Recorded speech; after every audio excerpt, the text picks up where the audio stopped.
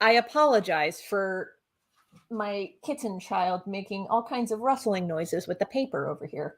You don't need to apologize for kittens. Hi, everybody. My name is Ben Wright, human cartoonist extraordinaire, he, him, and welcome to an art live stream. Haven't done one of these in a while. Ooh. With me today is, wait, this way. Yes, this way. Mm-hmm. Hello. I didn't realize until you went quiet that is my cue to start talking and introduce myself. So, hi, I'm Kelci Crawford. For a while, I was going by they, them. I am now going by he, his. Yes, this is a coming out announcement. I'll do a proper announcement later. But I am also a comic artist. I will also be live streaming tomorrow on my own YouTube channel at 2 p.m. More info will be at kelcicrawford.com. And we are already joined by Jessica. Hi, Jessica. Hello, Jessica.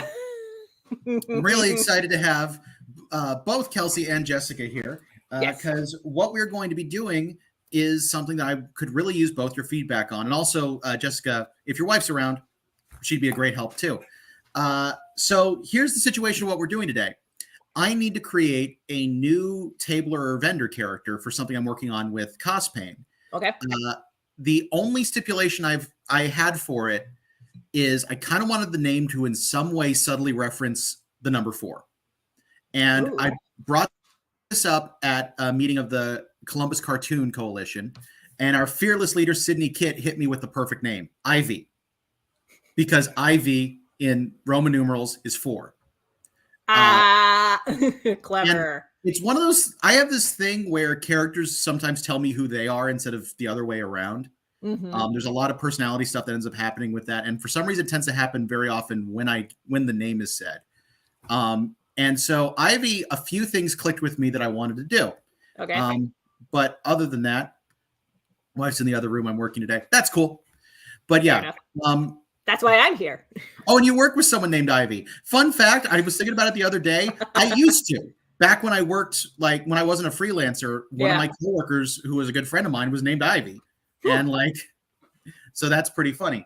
But there are a couple things I've decided about the character. Okay. I want them to be trans MTF because I have not really represented any trans characters. I've had non-binary and gender fluid, but not trans yet. Okay. I also want them to be a person of color because that's still underrepresented in my comic, and I want to adjust that. And both of those just immediately jumped out to me that these are things about this character before I even knew anything else.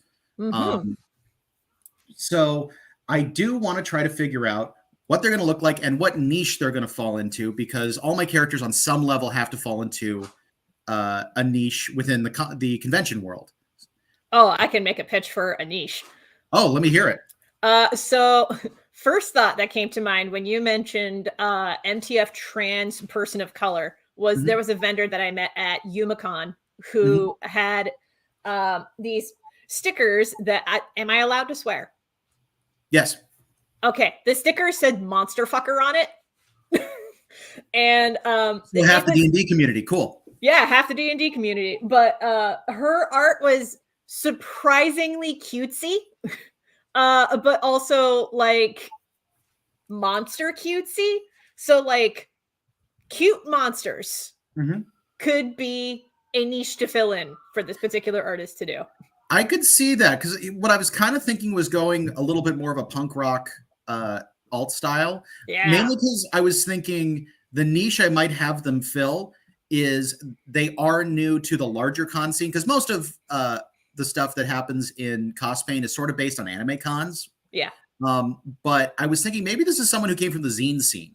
So a lot of their stuff is very alt and underground and all this other stuff. But I also, because, so one of the things I'm also being a little careful about is I do have another character who is person of color, cis male, who dresses in female cosplay, is new to cons, and one of the big roles that they fill is the newbie.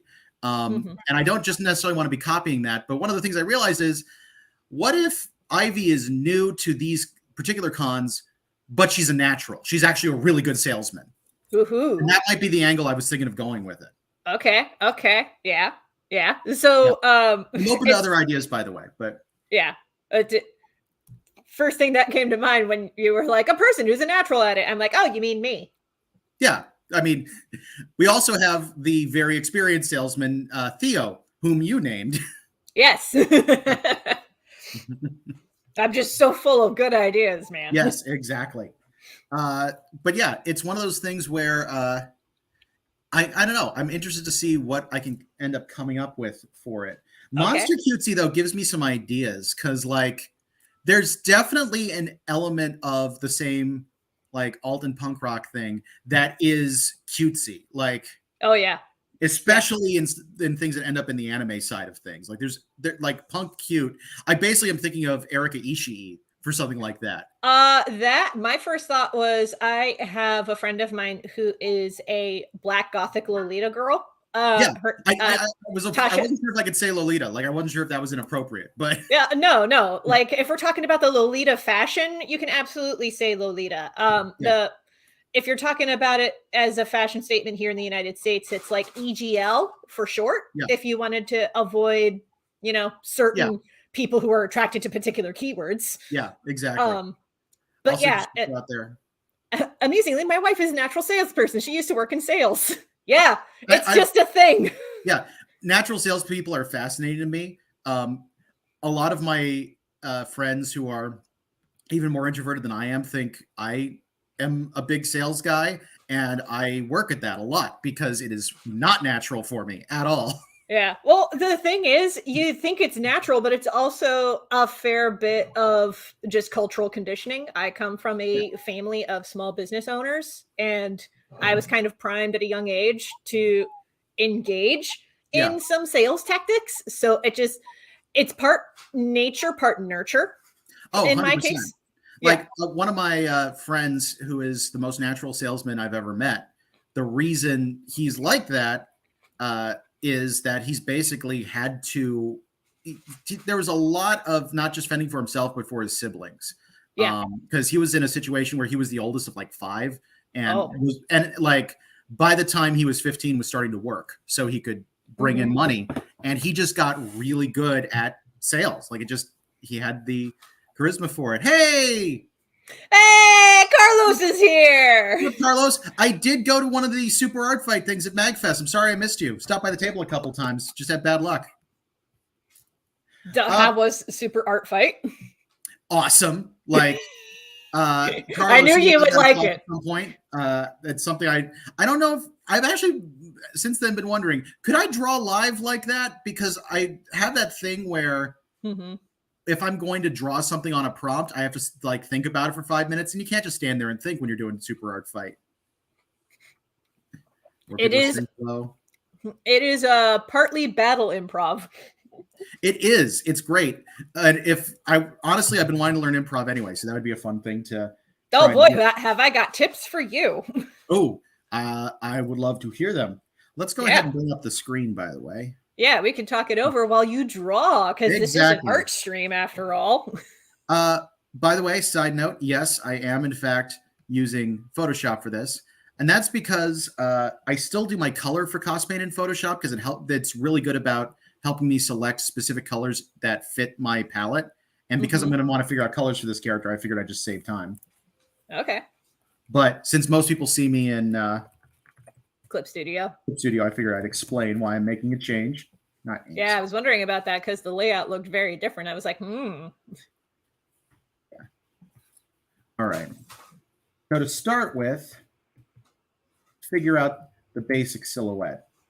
Okay. So for any non-artists in the chat, silhouette is a term we use to refer to what a character would look like if you took out all their details and were just you want to be able to identify a character without being able to see any of their details, just the shape of the body.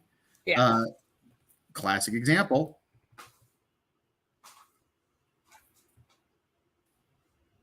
I swear to God, if you're going to draw Mickey Mouse.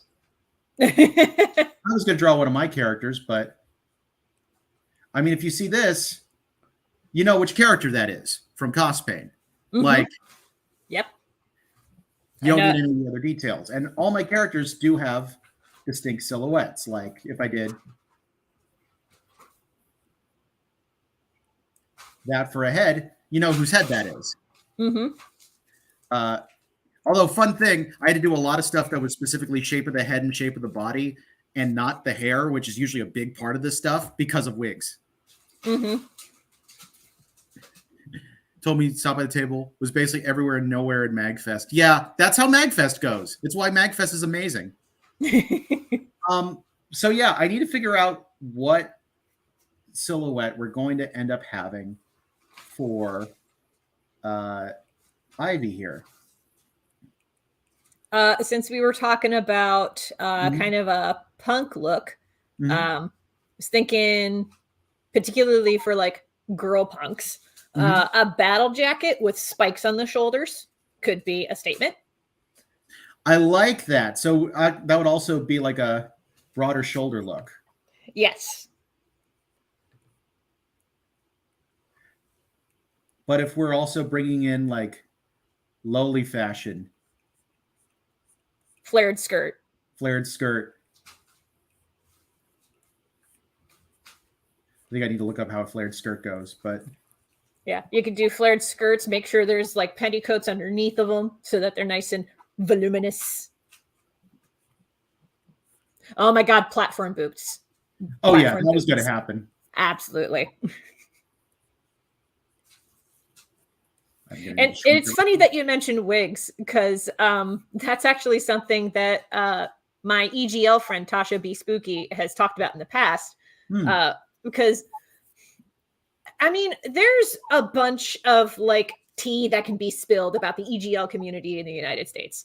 Okay. And one of the things that she actually talked about in a panel that she hosted, it was called "Spilling the Tea: Breaking the Barriers of Getting into EGL" at UMaCon, which great talk, by the way.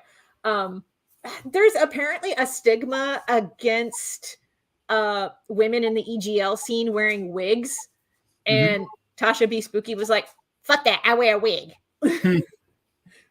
Like, this wig I got from Amazon. This wig I also got from Amazon. This wig, this in this, that's in this picture, I got that from Amazon. Like, it was great. Right.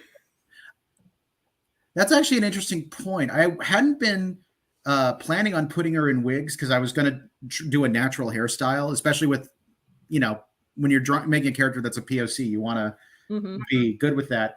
But also, like, wigs are such a, like, convention thing to see, and like definitely parts of the community would be into it. Yeah. And also and this is like regardless of whether you are male to female trans or female to male trans, most easily the way to like get your gender identity played around with to figure out what works best for you is putting on a wig. Interesting. That makes a lot of sense. Yeah, because that's something that my younger sibling also did when they were playing with their gender and figuring out like what transition that they wanted to do, is that they worked with wigs. I would do it, but because my spectrometer means that I am on one end of the tism, that means certain textures wig me the fuck out, and certain wigs trigger my flight or fright response, like fight or flight. That's the word. Yep. Like, I cannot touch certain wigs. Cannot do it. Just gonna clean up a little bit just to see what we're working with. Actually, I'm used to hands coming straight down, but it just occurred to me with a wig, with a skirt that literally comes out like that, you probably can't put them straight down, can you? I mean, you could. I guess you could, but it would be... Alternately, you can have the hands cross in front, because that is a traditionally feminine stance. Yeah. Oh, like the kind of both hands on top of each other type thing. Yeah, both hands on top of each other, kind of like a... That's actually a really common pose with EGLs. Whenever they pose in photos, they're either doing this, like konnichiwa, or they're like standing there with like elbows hooked, hands crossed over in front, so that they can fully show off the thick skirts. Yep. All right. I think what's going to help me most right now is figuring out the head shape. Yes. Let's start there. I'm definitely getting some interesting ideas. But some of the head shapes I've currently got, let me just do this off to the side. Yeah, I was about to say, draw some head shapes for me because I have something I want to pitch to you, but I want to see what else you've done. It's going off the top of my head. Okay. Okay, here's a pitch for you if you have not done this yet. Okay. Diamond shape.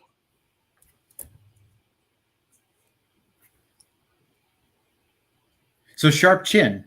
Yes.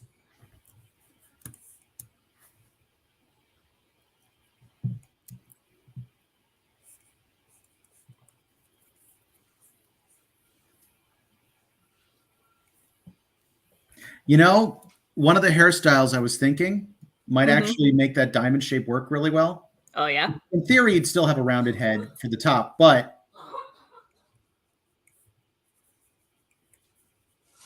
Oh, I love it. Yeah. I'd been thinking about doing this hairstyle. Yeah, there you go. Kind of obvious part in the middle. That's fine. I apologize for my kitten playing with the paper in the corner. If the mic is picking up on that, he's just going to town like he do. But yeah, really digging that particular hairstyle. Sir? Where? Hold on a second. Cat things are happening. Oh. I had to see where he was because, like, I could hear him in the corner, but I didn't know where exactly he was. He's been dragging this thing across the floor. While you're doing that, I will bring up some of what the chat's saying. Spikes are part of the uniform. I'm here for that. Yes. Wigs are awesome. If I could, I'd have several. And I love Lolita fashion. So many awesome cords. Oh, yes. So many good cords. Like... half the time whenever I'm scrolling through Instagram or nowadays TikTok, she pops up on my feed, she being Tasha B. Spooky more often than not. And I'm like, girl, that's a look. I think I'd like the lower smile a little bit. I've been moving it around a bit. I also kind of think, like, if you go with the Lolita look, there's going to be a lot of makeup being used too. Oh, yes. I mean, it's up to each individual Lolita, but yes, makeup would be involved. Yeah. Ooh, like the pointed cat eyeshadow. That's actually another interesting one, eye shape. It's going to look weird till I put a nose in there, but yeah, that's fine. We're designing a character. You're not going to do all of the steps at once. I actually kind of want to go thicker eyebrows because haven't done that in a while. Ooh, yeah. And that is honestly like something that a lot of punk rockers are doing more. They're either letting their eyebrows like grow fuller in or shaving them off. Because screw beauty standards that say you have to pluck your eyebrows into the most beautiful shape or whatever. Like we're not all fucking Kim Kardashian, y'all. Yep. I want to figure out a nose shape that'll work with it. I also was thinking of giving them a few face piercings of some kind because that's something else that's not really in my comic right now. I always have to fight some instincts in some of this stuff because I personally don't like I personally tend to not like piercings and tattoos, but I'm also like, so many characters would like piercings and tattoos. I need to learn how to deal with that. Yeah, no, I get that. Like, having to fight against your own biases in order to like capture the full spectrum of experiences. Exactly.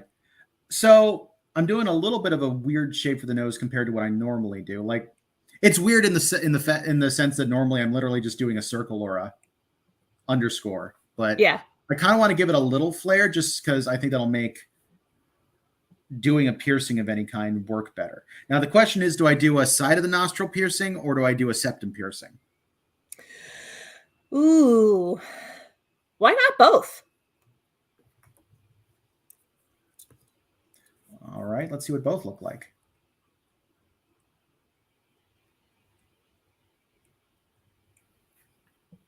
I feel like drawing small, that might get lost. But looking at that, I think I like the septum piercing better. There you go. Honestly, a lot of figuring out a character design is just like trial and error. Exactly. That's why we've got you all involved in this process. Mm-hmm. Tell me if anything looks booty. Booty isn't good or booty isn't bad. I was thinking isn't bad, but I mean, hey, booty can be good. You know, I just realized also should be in here. Let's get an what's it called when you have a cut in your eyebrow? Not an actual scar, but like you shave a notch. That's it. Okay, I didn't know there was a technical term for that, but sure. Yeah. So I've been watching a lot of Dropout TV. Oh, okay, yeah. Which used to be College Humor. They have their own streaming platform now. Especially if you like D&D, highly recommended because all of Dimension 20 is on there and it's amazing. I really need to catch up on Dimension 20 stuff. They also have like a lot of LGBTQ people involved in a lot of their stuff. That they do, and I appreciate them for that. One of the things that was fun, there's a game that they have called Game Changer where it's a game show, but they change the rules every time.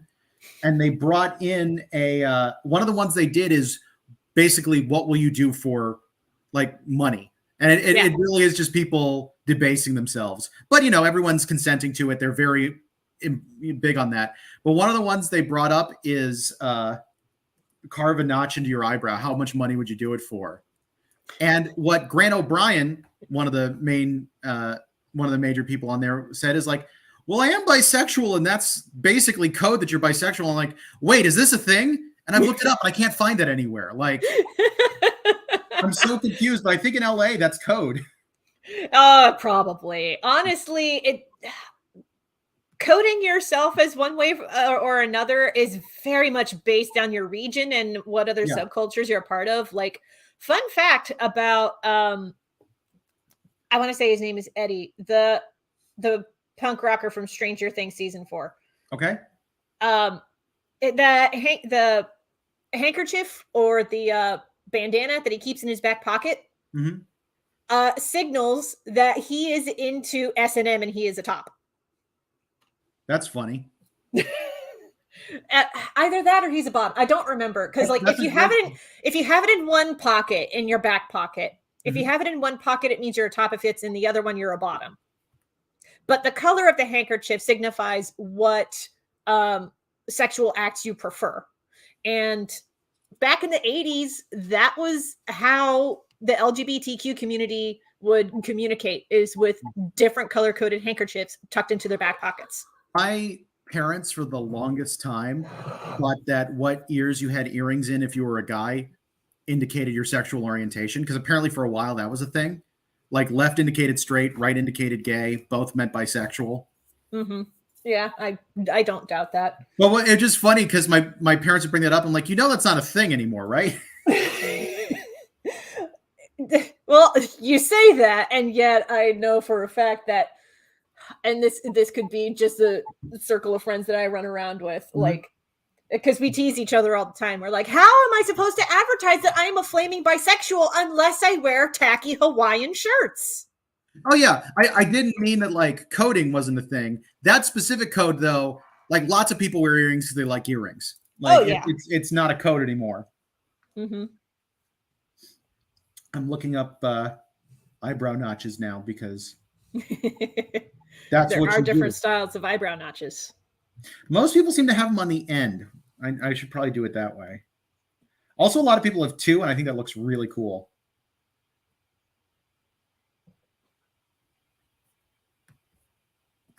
Eyebrows grow too unreliably. So, wait a minute. When I had that up, did that go on the main screen? Yeah, you had the reference images up there for a second. Oh, shoot. Hold on. I'm sharing this incorrectly. Let me fix that. Okay. I didn't mean to, because, you know, some of that stuff's probably copyrighted. I shouldn't be flashing that. I thought I had it set so that I'd just be sharing my work screen. Let's get that. Nope. I accidentally selected entire window. That's what happened. Yeah. There we go. And there's no bar at the bottom, so I did it right this time. But yeah, it looks like a lot of it tends to be on the end.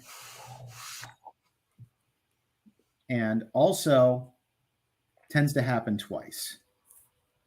A lot of people are doing it on the right eyebrow, which I feel like might just be because they're right-handed, but I could be wrong. Oh, probably. Hold on a second. Mister, get out from behind the TV. You're not supposed to be back there. This little spicy noodle keeps getting into trouble. Hold on. We got cat tax. Yep. Cat we have a cat moment. Cat tax. Mr. Mooney, hold still. Cat tax. The internet needs to see you. And then he shows off his butt. Yep. Because of course he does. It's what cats do. Yep, it's what they do. They show off their butts. Yep. This is Mr. Mooney. He is a spicy noodle. Yeah. I'm going to deepen the eyes a little bit because I want them to be lower anyway. And I think heavy lids are probably going to be a good move for this character. Is that you? Is that you, mister? Forgot I wasn't up on the screen. There we go. Yep. It's still on me. All right. Let's switch it all up again. Okay. I really wish StreamYard could make it so you could make the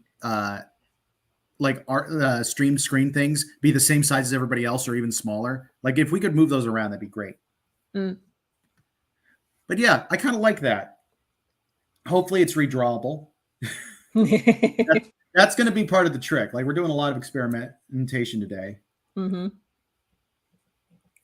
What do we think of chokers? To each their own. Okay. It is definitely a thing in the EGL scene. I am personally not a big fan of them anymore. I used to be when I was in high school, when I was really into the EGL scene, but nowadays I'm just like, I feel like I'm being slowly strangled by somebody with really weak hands. But you can absolutely have a choker on there and have there be like chains like looping, because there's a lot of pointy bits on this particular character design right now, but we want to incorporate maybe some more like curves. Not a bad idea. Curves to help blend in the curves of the skirt and help unify the piece so that the skirt's not the only thing that is roundish.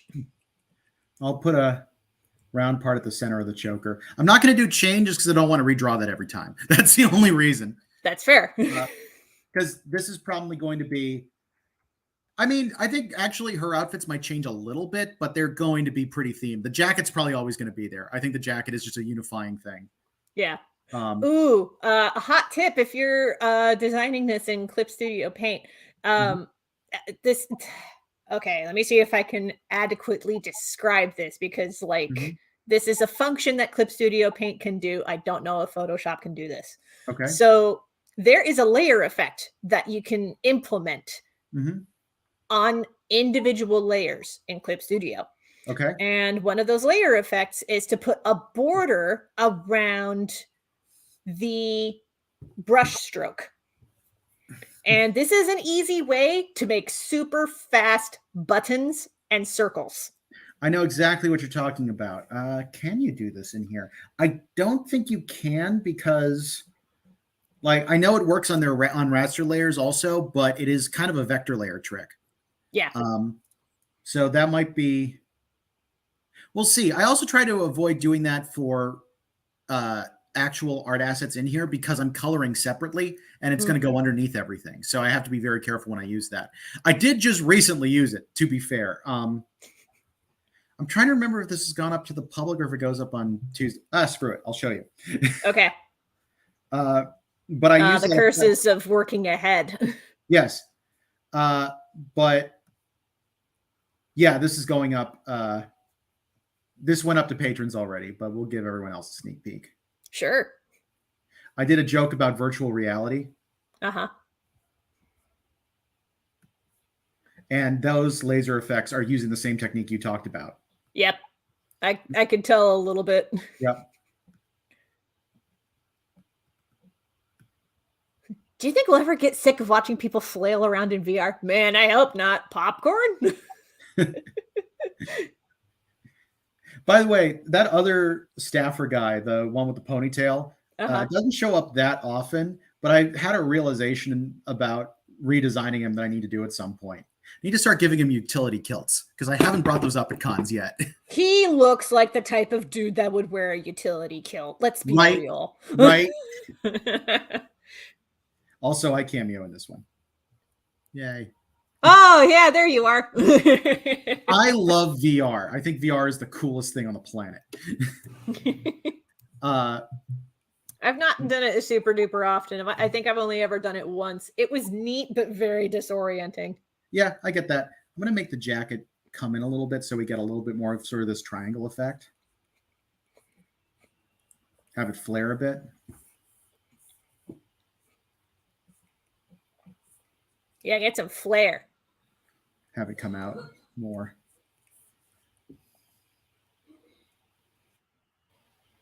Full on shredder pads, I guess. Yes. Get them shredder pads in. So there's this really great modern Turtles game called Shredder's Revenge I got to play recently. It's basically the classic beat 'em ups, but it was made only in the last few years. The one thing that kills me is that they have a voice line from Shredder saying, "Tonight I dine on turtle soup," but in the most casual way. Like he just had the idea. It's like, what should I do for dinner? Oh, tonight I'll dine on turtle soup. It's such a weird lead. And I'm okay with it, but it's just really funny. That is really funny. Yeah. I am going to keep the hands to the side for character design purposes, but I'd like your idea that crossing in front's common or crossing behind. Crossing behind, actually.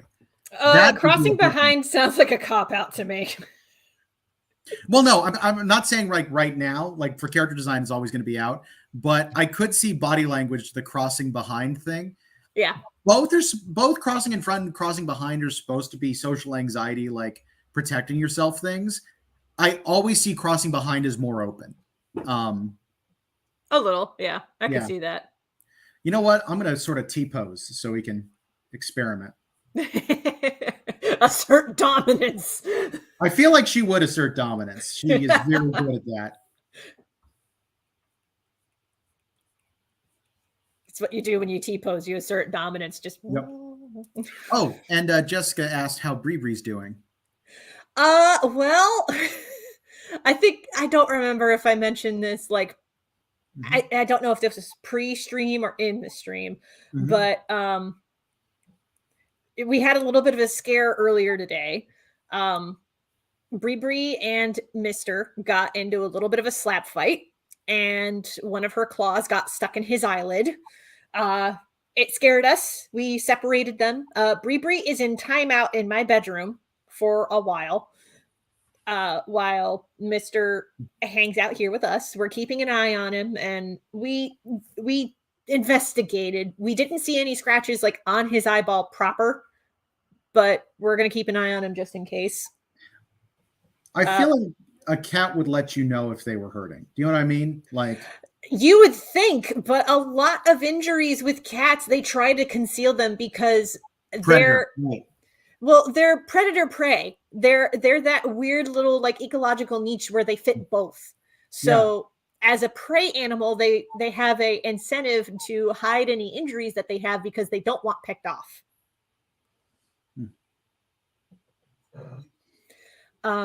But Bree, I had to take her to the vet yesterday because she was getting weepy-eyed.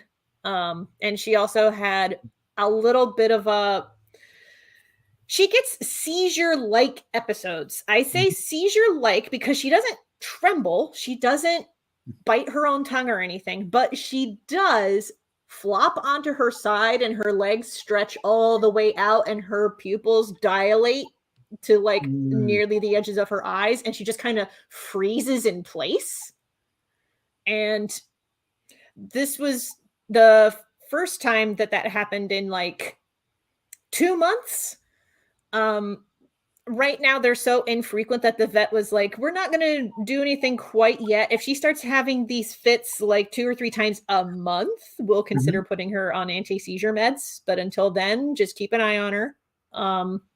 But she has been getting weepy eyes, and the vet took a look and was like, Well, since you have a new kitten in the house, it's highly likely that she caught feline herpes.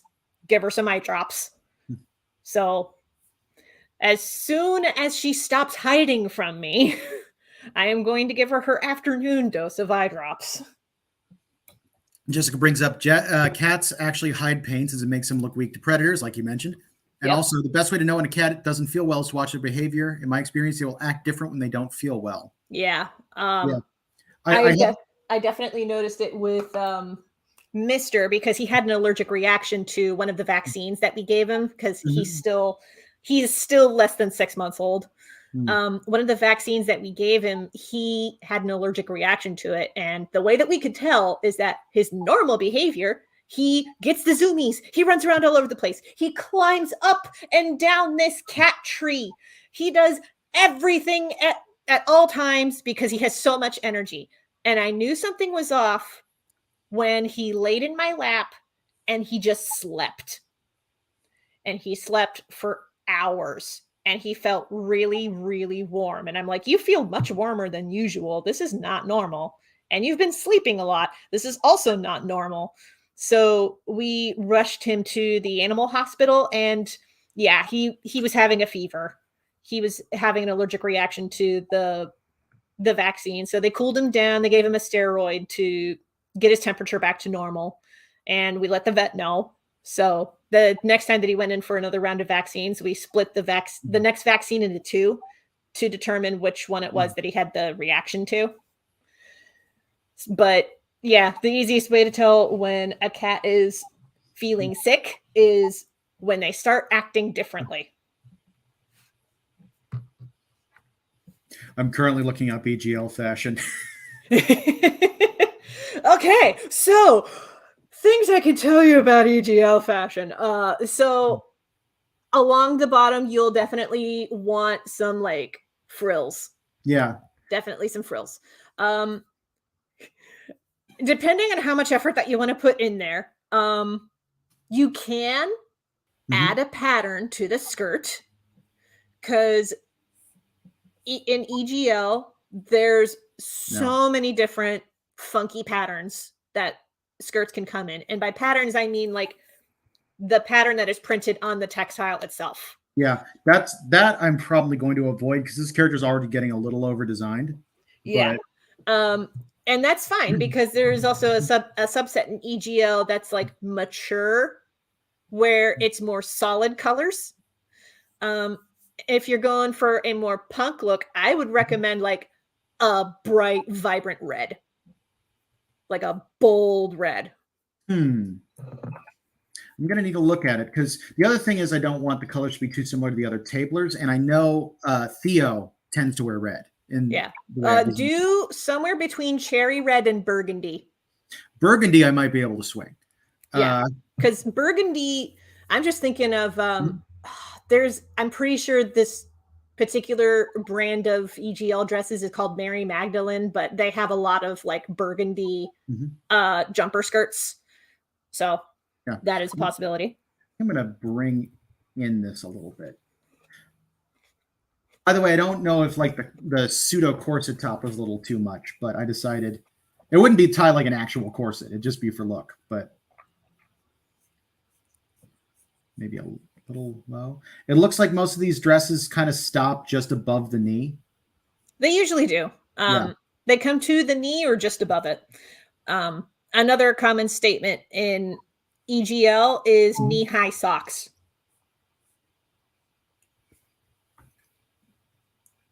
Would that be weird with platform boots? I think it would pair well with platform boots. Okay. Because there are some knee-high socks that are like, they are plain for most of the body, but then they'll have like some kind of a design along the top. And they put that design along the top so that there is something that peeks over the boot line. Looking at a lot of these, it looks like the skirt actually ends a little bit higher, but then there's some serious petticoat work. Oh, yes. So let's do that. Let's give that a try and have like,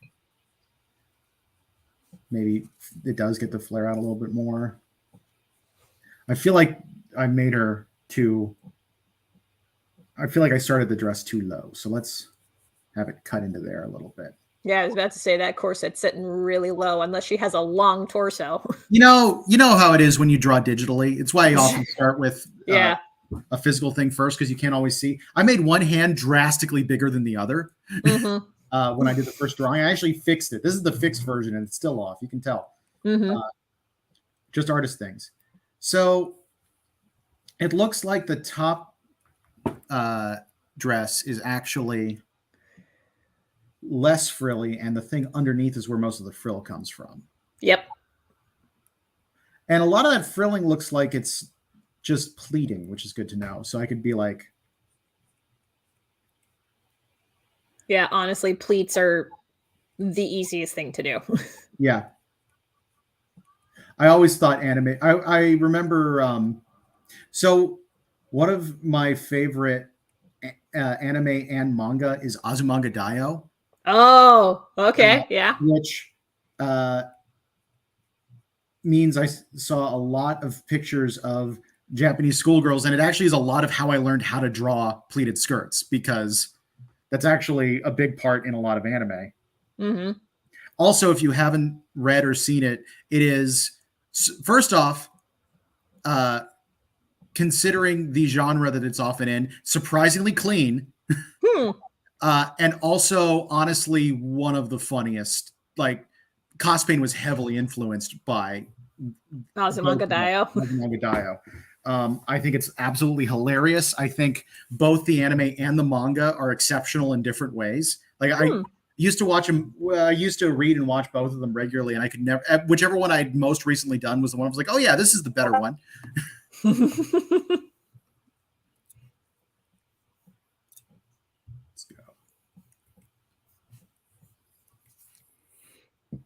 Oh, excuse me. Just occurred to me, I had the feet pointed out because that's what I often do. But like, I know from anime stuff, it's way more of a lowly type thing to have the feet turned inward. I wonder if they do that. That is up to you. With the more punk Lolita, it can go either way. Yeah, I am gonna have the feet. You know what? I'm gonna set up the feet kind of out, because I feel like it's a little bit of a confrontational stance. Not like I'm trying to pick a fight, but I'm like, yeah, I'm here. What?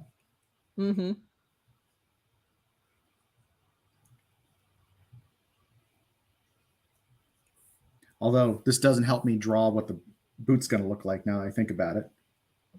So one will be off. One will be a little catty corner. I'm going to look up platform shoes because I'm doing it from memory.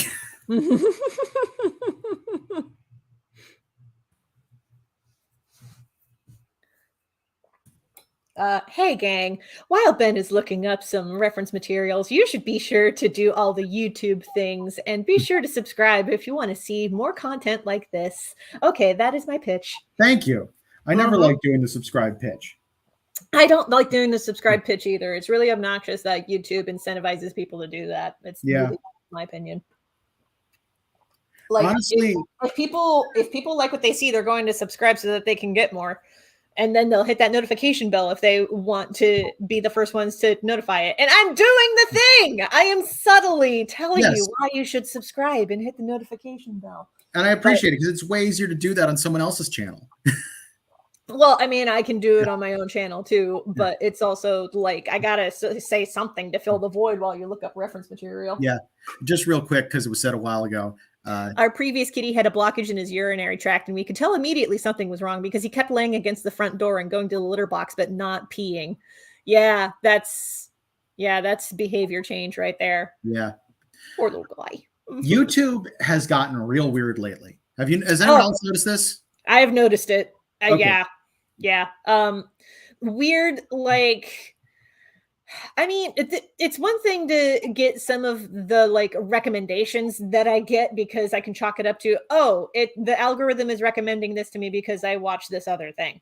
Yeah. But there's also, I get the feeling, since a lot of particularly art people are so frustrated with Instagram right now.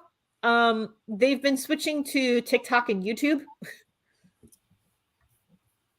And some people are super aggravated with Twitch, and they're just switching to YouTube instead. Like one of the creators that I follow, I don't really follow her Twitch, but I have noticed anytime that she's signal boosting a stream that she's doing, it's almost all YouTube.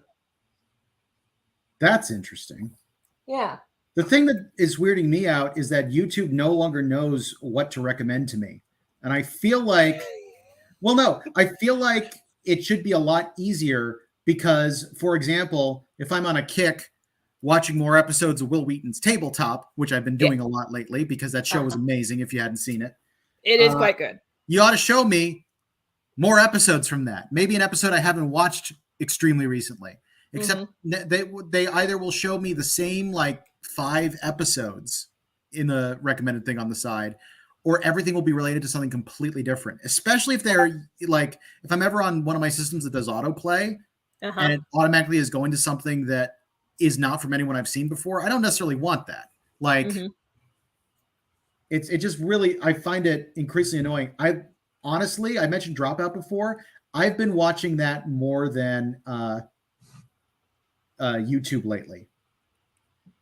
What? I'm sorry. I was looking at something because I heard a notification go off in Discord. You're looking at what rather than YouTube? I'm watching Dropout TV instead of YouTube. That's fair.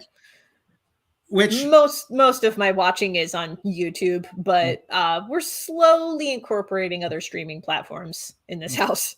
Yep. I'm torn on the socks, but I actually kind of like it this way. Maybe tights. Tights might be the way to go. Are tights? Tights are a thing. Yeah. Tights are a thing in EGL. I'd basically just like be able to color the legs at that point. Okay, just to try something. I'm actually going to do a new layer because I might just want to delete this and it'll be a pain.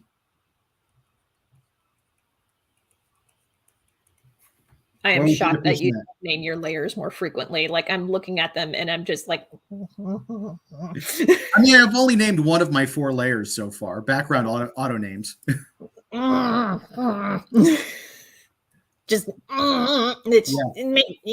triggering my fight or flight response right now, and I kind of want to fight you. You want me to label more of them, or you don't? Yes. Want to label them? Okay.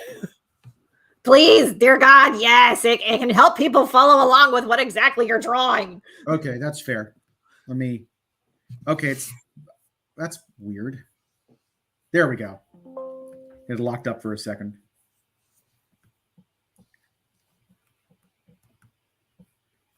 It's not letting me double click to change the name. I'm doing this for you, Kelci. And I appreciate you for it. There we go. Thank you. But now it's going to bring up the thing again. No, it's not. Cool. The program was probably like, Father, why are you doing this? You don't normally do this. I actually do. I'm pretty good about keeping my layers named. Also, I don't believe you. I honestly try to have very few layers in my process. I try to pare it down. Admittedly, there are technically a lot of layers in CosPain because each panel has its own set of layers because they're different. But for the most part, each panel has character inks, background inks, and text, and that's it. I do try to keep that locked down. That's what that layer is. Anyway. So yes, I know I'm silly. Give it a proper name, God damn it. So getting back to the actual art, what do we think of that one leg with the fishnet? I like the lopsidedness of it. It's very punk. I was just doing that to test the fishnet, but you're right. Let's keep it like that. I actually like that a lot. It's a little Harley Quinn. I'm here for it. Yeah, but it is also very punk to have like fishnets on one leg and not on the other. Do you think the vest needs, because I kind of decided to go vest style. I was debating doing like maybe some fringe around the edge there. Do you think that's needed, or do you think that's extra?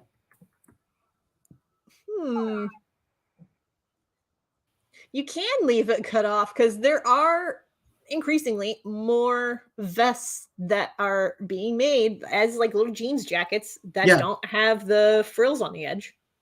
I was also thinking of the frill being like a shirt underneath, and that's ragged.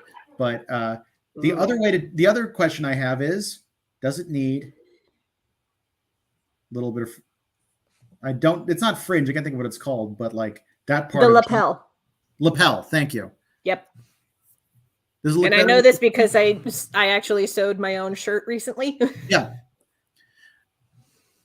So yeah, that part is called the lapel. Cool. But yeah, do we think it needs lapels, or is it better just as is? I think it needs a lapel. Nope. Control Shift C. I always forget what the redo button is on this stuff. Well, to be fair, the keyboard shortcuts for Clip Studio and for Photoshop are often two separate hotkeys. I just decided I'm giving her some buttons. Yay! Done. Button queen. Button queen. There is a lot. Most of my characters are fairly symmetrical. There's going to be a lot of asymmetry in this character, and I'm here for it. Yes. More asymmetry. I think we're actually pretty good. She's weirdly twisted, but I'm okay with that for the character design. The character design.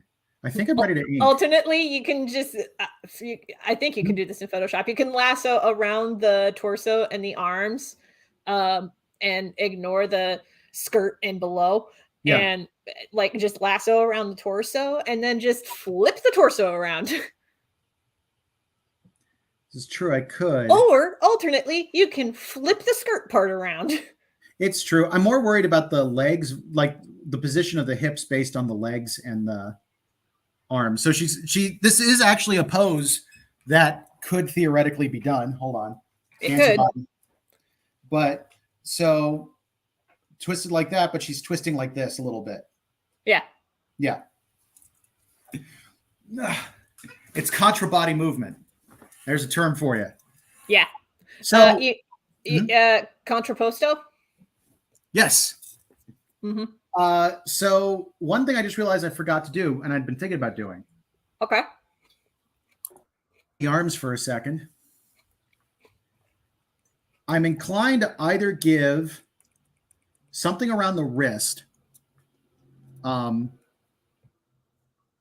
going to actually make this arm a little bit bigger because it's been bothering me. But I can either do like a brace, like some kind of thing around the wrist, maybe even studded or spiked. Or alternatively, I was thinking a tattoo on the upper arm, or both, theoretically. That depends on how complicated you want this particular character design to be. Yeah, I'm kind of disinclined. I also was thinking about either rings or gloves of some kind. I feel like if most artists I know avoid that stuff as much as possible, just to kind of keep their hands free. But yeah, I don't tend to wear gloves unless I'm riding my bike. But yeah. I'm also hesitant about tattoos because I am going to have to draw it over and over again.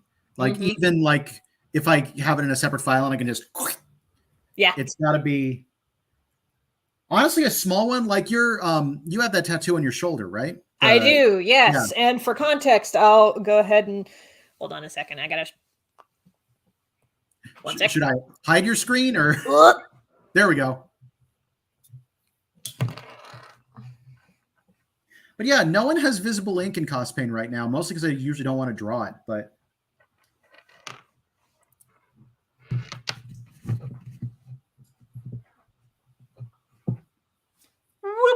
Yeah, I'll make you big. Yeah, there you go. Ooh, so illustrious. Ooh. Honestly, maybe I'll just give the tattoo to Theo. That would be easy. Okay, I have headphones back in. Okay, so cool. I forgot you couldn't hear me. I might give the tattoo to Theo instead because that would make a lot of sense. Because that's just my artist self-insert. So yeah, basically. Yeah, that might be how I ended up doing it. Actually, I was going to give Theo, like the very first time I drew that character, which was almost for a throwaway gag, and they just ended up becoming a regular. But they did have short enough sleeves. I was going to give him the tattoo, and I forgot. Like, well, now this is your chance to rectify that wrong. This is true. Now the question is, what tattoo would she have? Something that would be meaningful to her. So shout out to CB. When she and I worked on Validation, we actually had a trans girl character show up in the last arc of the story, who was a very dramatic, out and proud trans woman who had a tattoo along her upper back that said "No regrets" or something like that. So I mean, the tattoo could be from her life pre-transition. It could be something that she got as she started transitioning. It could be a reminder. It could be just because she likes birds. It could be anything. I threw that last one out there because there was a cartoonist who showed up at SPX this past year. I follow him on Instagram now. He did a little comic of an actual conversation that happened in a bar somewhere on the West Coast. I think it was Portland. But this drunk dude was talking to the lady bartender, and he's like, "You have a bird tattoo." "Yeah." "What does it mean?" "It means I like birds." "No, it has to mean something. What does it mean?" "It means I had $400 to spare and I wanted to get a bird on my shoulder." "No, it's gotta mean something. What does it mean?" Like, this dude was adamant in like having a tattoo that had some kind of significance on somebody's body. It could just be that you like birds.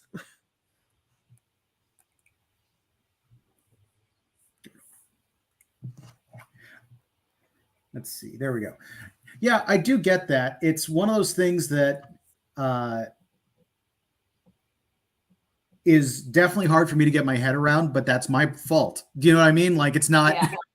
I feel like that might be just part of your upbringing. Well, that's definitely part of it. Also, just, I don't know. I personally view the human body with all of its normal faults to be beautiful. And I feel like you draw on top of that, you're spray painting the Mona Lisa. But I know at the same time, if the body is a temple, you deserve to paint that temple with a variety of brushstrokes. Oh, hold on. Very good point being brought up by Jessica. If she's not on the darker side, her tattoo can have colors. This is Jessica's wife. A lot of artists only give black characters black work on their tattoos. That is a good point. And that's something that I've noticed a lot of black tattooists will say on TikTok too, is that they're really tired of the stereotype of, like, particularly if there are like darker skinned black people trying to get tattoos, that the tattooist will only pitch designs that come in black. Dream just went goofy. Uh-oh. Hey, can you hear me? Yes. Cool. Sorry, don't know what just happened. I don't know what happened either. Yeah, it looks like the stream went funky. You were saying about tattoos on darker skin? Yeah. What can drive some people bonkers is particularly for like darker skinned people, sometimes the tattooist will only pitch tattoo ideas that are only in black because they assume that no other colors will work on darker pigments of skin. That's something that I've seen a lot of discourse on with tattooists on TikTok.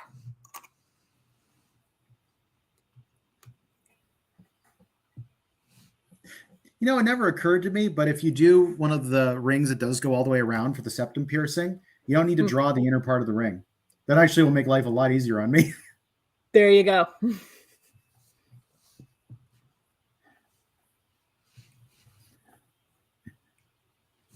But yeah, I'm always hesitant to share my views on tattoos and piercings and things like that because there's such a personal choice thing. And there is. You're like, what you did with your body is wrong, or any crazy stuff like that. It's ooh, you want to hear a spicy story about that? I'm afraid to, but go for it. So this was actually in the window of time that I went to Navajo Nation back in 2011. This was part of a cultural immersion trip with a bunch of other college students that I went with. One of the stops that we made was at basically a rehab facility, which kind of a big deal in Navajo Nation because absolutely alcoholism is very much a thing. So that was one of the programs that was offered at this rehab center was alcoholic rehabilitation. But there were other like rehab programs that were part of this. And what made this rehab center different from other ones that were present on the res was that this location that we stopped at emphasized traditional medicine. So there was a sweat lodge, there was a hogan. For people who don't know, hogans are traditional Navajo houses that are 8-sided. The doors usually face either north or east. I don't remember which direction, but there's always a hole in the middle, in the middle of the roof, so that they can have a fire inside in the very center of the house, and the smoke can rise up and out. But they have a hogan. They have the actual like center itself. And for this particular talk with the head of the rehab center, all of us primarily white college-age kids sat with this director who was a very traditional Navajo man in the hogan, and we were sitting around the fire, and he was just railing about how much he did not understand why people got tattoos and piercings, and he saw as like his perspective was it was white people's beauty standards being imposed on Navajo people, and he felt that was wrong. And afterwards, when all the other college kids got together to discuss it, so many of them were offended because they were like, I feel like he was personally calling me out because of my tattoos and piercings and blah, blah, blah, blah, blah. And I'm like, he wasn't calling you out. He was calling out society in general. But I appreciate what he said because it was a unique perspective that I had not heard before. Yeah. So I wanted to share that, though, because it is definitely one of those things where beauty's in the eye of the beholder. And also, in some societies, tattoos and piercings, not just white society either, but like in some traditional, like Native societies, piercings are considered beautiful. Different types of piercings are, or different types of tattoos. Different types of tattoos can have different meanings to them, like certain patterns do. One of the things that was very funny to me is in the environment I was raised in, I was kind of given the impression that so many people having tattoos is kind of a new phenomenon. Then I read through The Adventures of Sherlock Holmes again, which, by the way, big Sherlock Holmes fan, like from the original stuff. And so many of his clients had tattoos. Yep. Like gentlemen of pleasure and things like that. And it's like, yeah, like Sherlock. Yes, I sailed to India and I got a tattoo, and it's like, oh, cool. Yeah, no, Sherlock Holmes worked with a bunch of like, I mean, he was a shady dude and he worked with other shady people, but that was one of the things that made him stand out among the heroes, was that he empathized with those folks. Like there are many problems in the original Sherlock Holmes stories. Oh, sure. Absolutely. Highly recommended in mainly because it's honestly one of the best examples of the proto mystery. Like as a mystery writer, one of the things I've seen complained about is like, it's not really that good a mystery writing. I'm like, no, it's not. But this is one of the groundworks for which all other mystery writing was based. Yeah. Like that alone is pretty important. Yeah. And it also set up the kind of a writing standard with mystery writing, in that it's, a couple of characters who get well-rounded with each mystery that they solve over time and the adventures that they have outside of that mystery. Like, that template is also part of the mystery genre. Quick question on the art. What do you think of like this kind of jagged neckline that I put on there? Is that too much? I would maybe put it just a smidge bit higher, a little more towards the collarbones. Other than that, nah. Yeah, cool. Like, it is very DIY. Like, I could see that being a thing where it's like, nah, the original dress, the collar was too close to my neck. Rip. Yeah, I could see that. Yeah. Nope, I did that collarbone wrong. You know, it's also funny, some of the, every once in a while, there are a few stories in Sherlock Holmes that were weird, but would get oddly progressive and stuff like that. There's one I remember where the solution, like there was this whole weird thing about the wife having had this guy's wife had a previous relationship. The husband died, and then she'd moved from America to England, and all of a sudden she'd reached back home and was acting very strange and didn't know what was going on. And he'd seen someone with a mask in the window. And the thing is, what it turned out was she never told him, but her husband was black. They had a child who was sickly that she'd left back home. He'd now come out, but she didn't know how to tell her husband she had a mixed race child. Aww. And as soon as the husband found out, he was like, I'm cool with this. You could have told me. And what's great is it's one of the ones that Holmes got kind of wrong. And at the end of it, he left and said to Watson, like, remind me of this case in the future, because I was dumb here. Yeah. Like every once in a while, he had that type of situation. Yeah. Honestly, authors of that day and age listening to feedback from the readers, like, is something that happened, and all the people who scream against, like, you know the kind of people I'm talking about, right? The ones YouTube, who scream a lot. YouTube commenters. Yeah, basically YouTube commenters would be like, no, this isn't the original author's intent. Like, bitch, Charles Dickens rewrote chunks of like Great Expectations because he heard back from his readers who were like, hey, I don't really like how you portrayed this particular character. And he was like, oh shit, I'm going to fix that then. Yeah.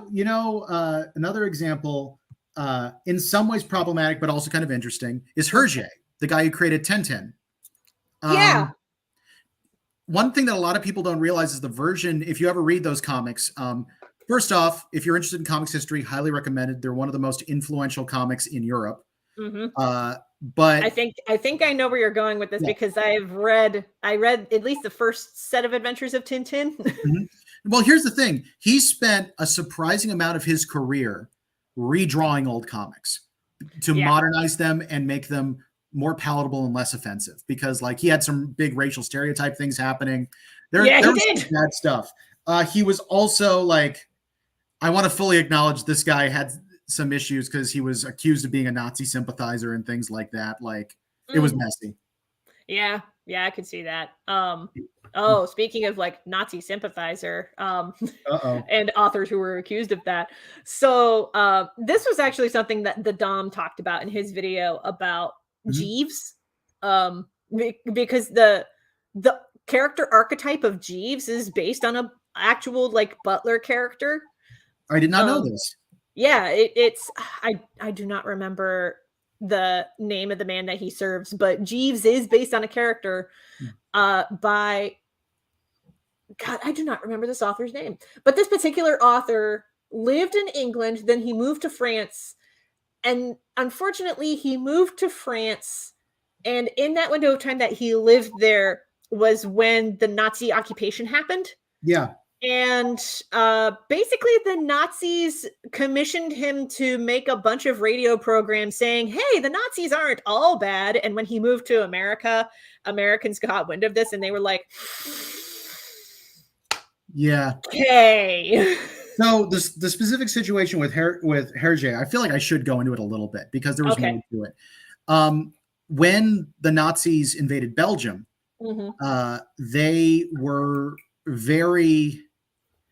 they basically rounded up most of the reporters and things like that. The only reporters for newspapers who were allowed to keep printing were ones that were willing to print things that were pro Nazi, much like the person that you just suggested. One of the other exceptions was Hergé, because Tintin was that popular. Wow. Yeah. But as soon as the war ended, basically everyone all these reporters who'd written pro-Nazi propaganda were blacklisted. Yeah. Hergé, again, one of the only exceptions, because people loved Tintin that much, but it was close. Ooh. And there was a lot of debate over whether it should happen. This is why censorship is bad, kids. Yes. But it is one of those things that is an interesting part of comic history. I know there's one story that I thought there was a kind of funny interview with him where he was complaining because he was forced to change. There was a character who sacrificed his life to save Tintin. Like, I think he had to go into a rocket that was going to explode. Okay. And he was forced to rewrite it. And like the guy had to leave a note saying he was going to do everything he could to possibly survive. And he's like, this is stupid. He knows he's going to die. But they made him rewrite it because suicide's a sin in the Catholic Church. Okay. And he got into a big argument over it and almost got in some real trouble. Oh, dear. Yeah. But he's like, you're telling me a religion, a person who sacrifices life doesn't have accommodations for this. Yeah. Is this okay? I'm saying this as somebody who is like fascinated and repulsed by Catholicism. And I'm saying this as a Christian also. I'll throw that out there. But, okay. Go ahead. I'm not worried about what you're going to say. Yeah, no, I'm not speaking as a Christian. Like I've been pagan for the better part of like 20 years or so. Yeah. But like there's stuff about Catholicism that I find both fascinating and repulsive, and just so much of their doctrine around like what is right and what is wrong is so black and white that it just drives me bonkers, because it's like, what about this situation? What about that situation? What if you come across a situation where this is a thing? Right. And there's no nuance, and that drives me nuts. Yeah, I remember I was talking to a friend of mine who was from Colombia, which, you know, is a Catholic country, and he grew up around a lot of that, even though he wasn't religious. Yeah. But one of the things that he mentioned is that something that we kind of lack perspective on over here is just how long-term the church thinks in things, which is part of why they're so slow to adapt and so slow to move on stuff. Because as far as they're concerned, almost everything's a fad.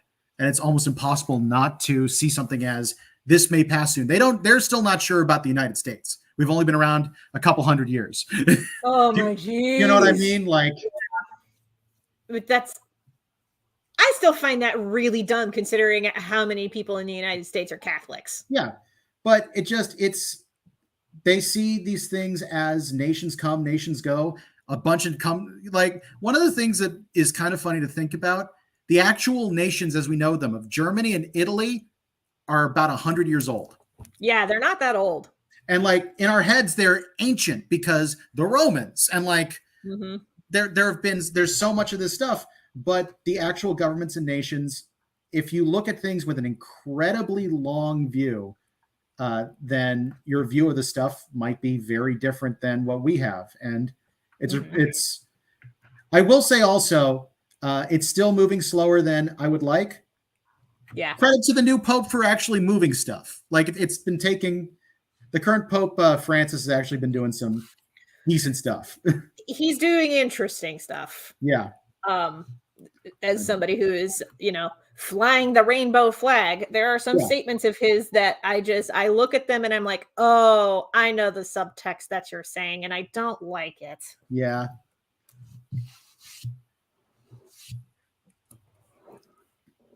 But I'm not going to get too deep into that now. That's fair. That's fair. This channel fully supports whatever. We're drawing a trans character. There better be some support there. Absolutely. Let's see. Okay. I think that's going to be their line art. We get to figure out color in a second. Ooh, there better be some like burgundy reds. I think the first thing I'm going to try to get down is skin tone. Okay. Now, one thing I actually do want for reference, let me see if I have it quickly handy.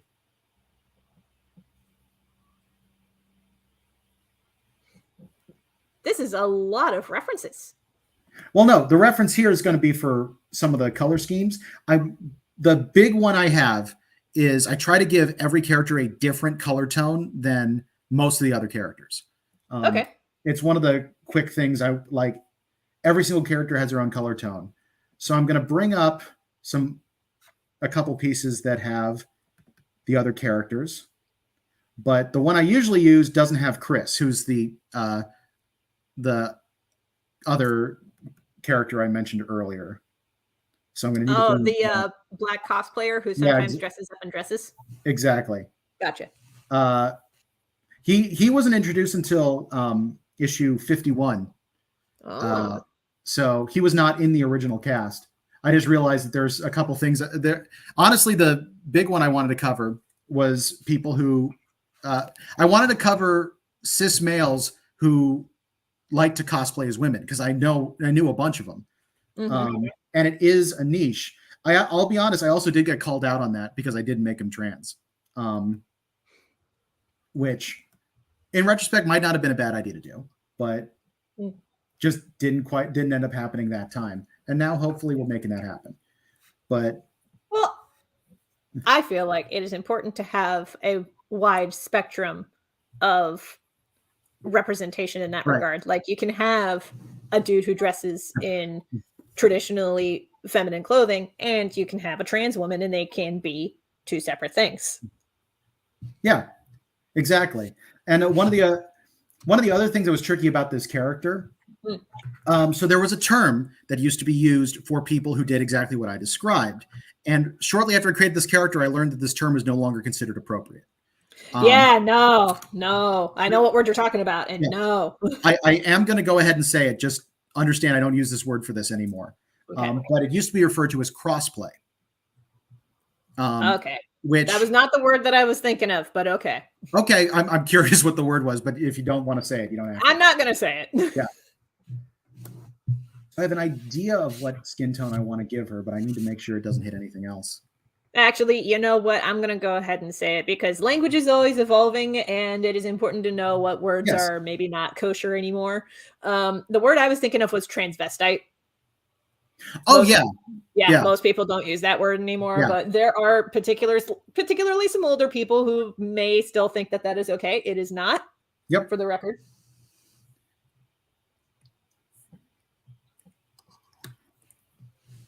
This might be too light, but I think this is a different color. Let's take a quick look at what it would look like. Also, the hair should be a different color. Like something like rainbow-tastic.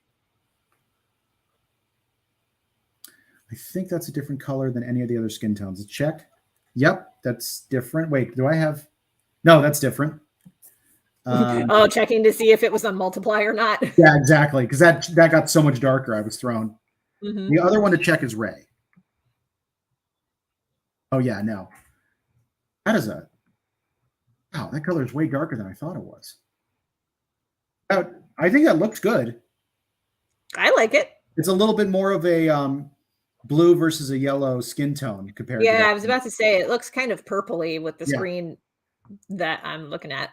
No, I think that's accurate. I will say, like, one of the things that I also don't think gets represented very well are different, it's particularly different black skin tones, because they do vary. Mm-hmm. Yes, they do.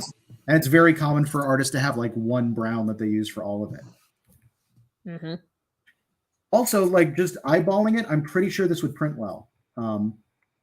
That's one of the other things that you have to be real careful with any characters with darker skin tones. Things often print significantly darker than you expect them to, but I don't think that'll be a problem here. Honestly, I don't worry that much about it. Like, just thinking about my character Igie with her really dark skin tone, like, I color her as is with how dark she is, and then I send the files to the printer and I'm like, make it work. Yeah. And they make it work. Honestly, increasingly, it's less of an issue. I was originally taught to keep an eye out for this, and there are places where it's appropriate, especially if you're doing offset printing because they're using actual ink instead of toner, and sometimes that can be things. But digital reproduction has gotten so good. It has. That it's a lot less of an issue. By the way, Photoshop, if you by any chance watch any of this somehow, I have a big recommendation for you. There's this great close gap feature in Clip Studio. Implement it. Yeah, I'm watching you do this and I'm like, oh man, this is why you should color in Clip Studio, because Clip Studio has closed gap features that are really, really nice. So the entire reason that I use Photoshop for it, well, two reasons. One, because I started with using Photoshop for the color, because Clip Studio's color took a while to get good. It's had a few updates and has gotten better. But the other thing is Photoshop is very good at telling you what colors work in certain spectrums. Pretty much every color I use in CosPain, at least I'd say 95% of them, are both CMYK friendly and web safe, which is extremely limiting. For anyone who doesn't know, web safe typically means that it's one of the colors that the internet could represent in the 90s. Like the internet can now do way more colors, but I like having both of these limitations because first off, gives me a limited palette, makes it a little easier to work with stuff. And second, it makes it so that I'm much less worried about sending this stuff to print because all these colors have been tested and work in print. And it also means that if you have somebody either time traveling or looking with an old ass monitor, they can actually see what you drew. Exactly.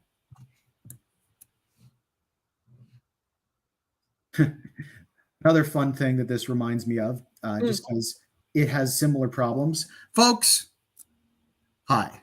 This is a PSA from your buddy, Ben Wright, human cartoonist extraordinaire. Okay, where's this going? Stop using JPEGs. Oh, dear God, yes, please stop using JPEGs. Oh, good Lord. If you have the opportunity, use a PNG instead. Yes. If you're going to be printing things, save them as a TIFF. Yes, absolutely. And I get not every program can open a TIFF. Sometimes it's a little hard. That's what PNGs are for. Yes. PNGs work great on the internet. They look great on the internet. PNGs are utilitarian and they are great. They don't change all your colors. They don't print with crazy colors. They don't assume everything is 72 DPI and therefore like 50 inches long. Like, exactly. The joys of PNG. They're mwah. The more you know. Stop using JPEGs. Okay. I like this skin tone a lot. It's growing on me. Did you not like it at first? Maybe if I look at other colors alongside it, it'll look better. But right now, it just looks very. Right now, it looks very purple. Yeah. But if we put other colors next to it, it may look better. Well, then let's get that taken care of. You were saying like a maroon. Let's see. I mentioned like a burgundy. Burgundy maroon, like a deep burgundy maroon. Yeah. Somewhere around there. Somewhere around there. Yes. Right. Now, this is how I find out if it's both web safe and CMYK safe. I click these until it gives me a color that is. It's a little brown. Let's see how that looks. Carlos, don't JPEG me into a corner. Don't JPEG me into a corner.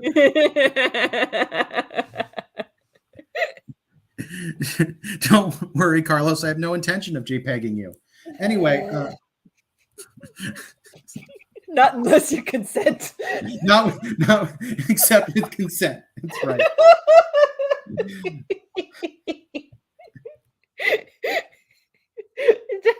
I'm not going to apologize for that. Nope. Oh, that was funny. Yeah, it's a little too brown. I'm going to see if I can get a better one. Just thinking of Henry Crabgrass now. Consent, please. Oh. What? They better put that in the Mighty Nine cartoon. Oh man, I would love it if they just had talking grass in the Mighty Nine cartoon. After they bailed on having the Sun Tree talk. Oh, I know. I was so disappointed that they didn't have the Sun Tree talk in Legend of Vox Machina. Maybe they'll rectify that later this season. Who knows? What do we think of this red? A little brighter than maroon, but it is brighter than maroon, but I do like it. Very, very anarchy. So why were you thinking maroon or red specifically for Loli stuff? Is it? Oh, I was just thinking of the Mary Magdalene fashion line where they had a bunch of like maroon and burgundy dresses. I'm going to do stuff that goes a little bit closer to purple, see what it looks like. Sure. That is straight up purple. Let's see what it does.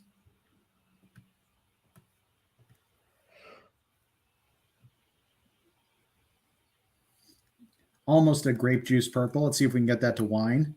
Yeah, that is a grape juice purple. That's like Kool-Aid Man busting down the door. Oh, yeah. This is a safe color. Let's see what it looks like. Oh, that's better. That is so much. I like that. I like that a lot. Yeah. I'm thinking maybe almost pinkish purple for, no, that's two. For some of the under stuff. Maybe like a,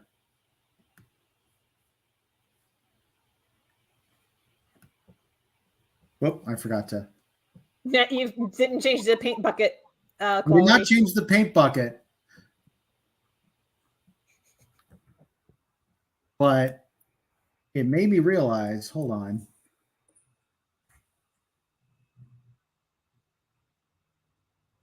Oh, this hair is going to be a nightmare to color. You're the one who drew it. That's the secret of half of art. Most of it's your own fault. Yeah. A little trick I figured out that makes coloring stuff a little easier. Sometimes you can just use the lasso marquee tool, a circle around or trace around the area that you want to color in, and then paint bucket that way. Yeah, I've done that before. There we go. Yeah. Am I crazy? That looks awesome, right? I like it. I like it. I was hoping that you would color the hair that. When I did the full fill thing, I just stopped and looked at it and went, wait a minute. That's rad as hell.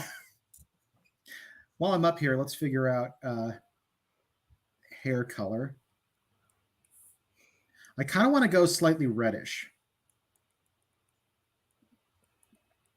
That's one of the things. That's actually another thing that a lot of people get wrong when drawing black characters. They don't all just have black hair. There's actually a big contingent of red hair, like this deep red color in African hairstyles. What's that?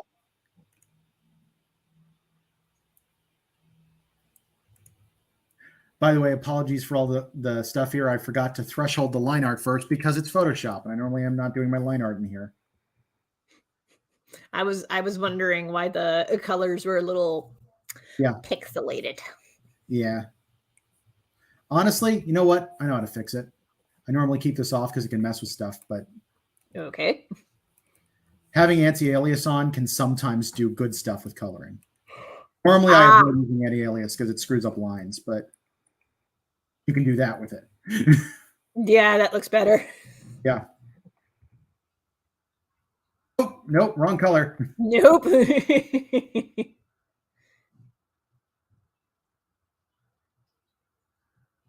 I'm also not 100% on having that top part be the same color as the rest of the outfit. I just did that because I wanted to get close to skin tone, but might want to play around with that. Now, do I want the underskirt, I'm sorry, what's it called? The petticoat? Petticoat, thank you. I was going to make it that color that I've just made the hair, but now I think I should use another color. Yeah. Just because, I don't know, like in my head, it's a little boring to just straight up match the hair. But that's the artist side of me. I mean, that's up to you. I know some punks who coordinate stuff around their hair color. Yeah. I am going to use the hair color as a base so I can find a color that will work with it.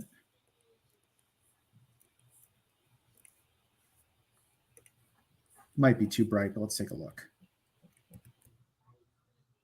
Also, once I've done this, it'll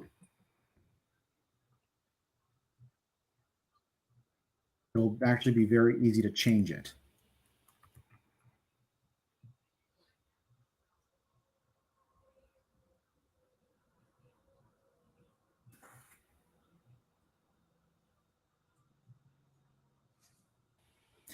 It almost feels too bright for a petticoat. I might try to find something more. It is very bright. Petticoats usually come in either like white or like dark gray, almost black. Yeah, I saw most of them appeared to be on the darker side at the very least. Mm-hmm. This purple might actually work.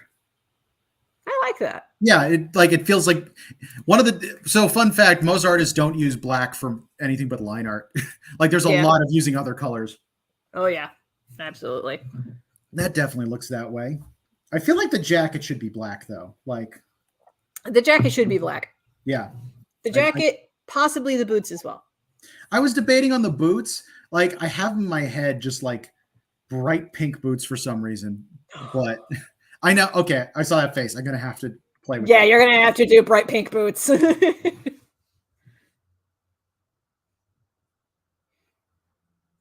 Yeah, even here, for those at home watching, you'll note that I'm not even using pure black. It's the line art's still darker. I might even go a step lighter on this. Yeah, there's a bit of a green tint to that.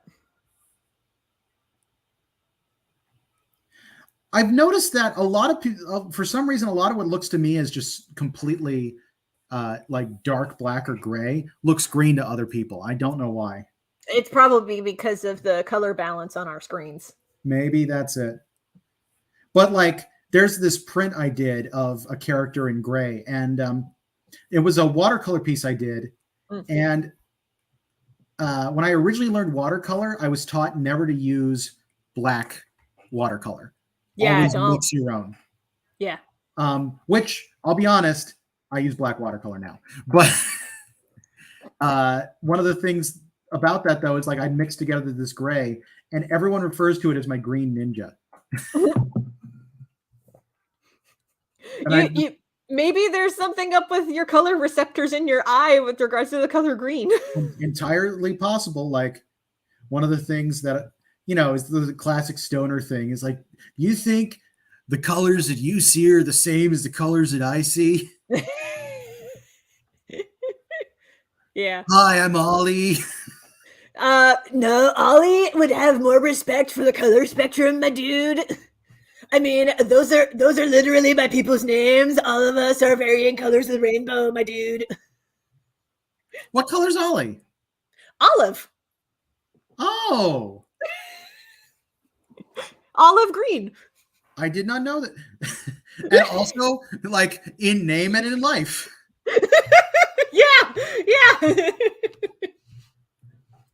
Like, I like my go-to stoner voice, though, was your orc. It was Ollie, the half-orc druid. Yep. Although, weirdly, I feel like Ollie's usually sober. Am I crazy about that? Like, that's just... No, you're not crazy, my dude. She's, like, usually the most sober person in the room.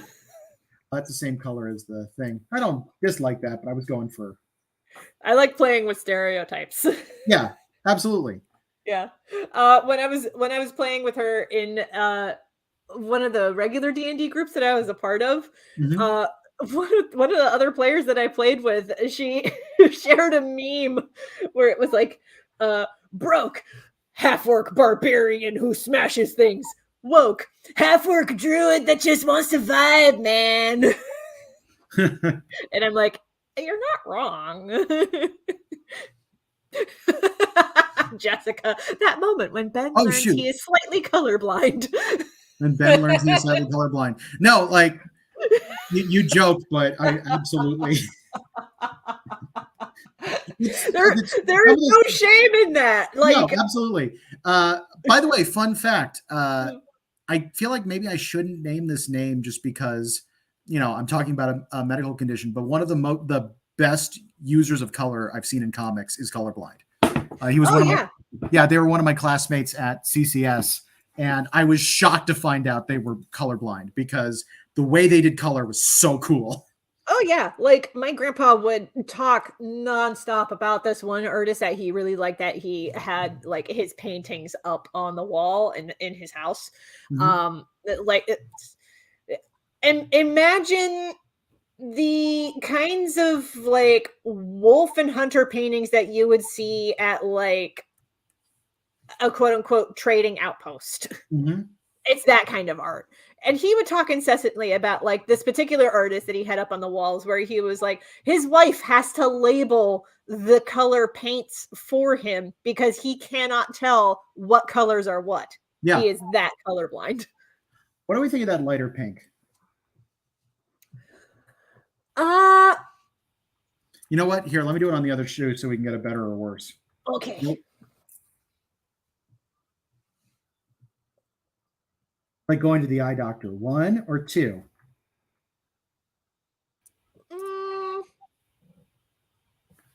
I'm not sure that I like either one, honestly. Okay. Actually, let's do a thing. Actually, okay.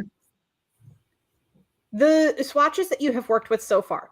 Could you make little just paint blots on the side? Okay, so you want the ones that we're in all that we have currently used, or that you have currently used.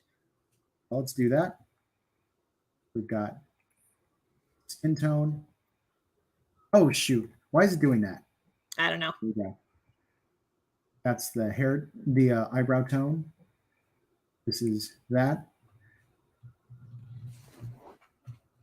While you're doing that, I'm going to whip out my handy dandy color wheel. There's that. There's that. And we're experimenting with this pink. Okay. Just to double check. Yeah, it's the same color. Yeah. So these are the colors we have so far. So it is a lot of violet reds and red violets and red right now. Yep. Yeah. So it's like this spectrum. Yeah. That we're working with. If we wanted to do like an X-shaped complementary wheel, we can work with either let's see, complement of red would be green. But a little bit to the left of that would be like a yellow green, or we can do complement of the kind of a blue violet going with the jacket. We could go with like a orange yellow. Orange yellow.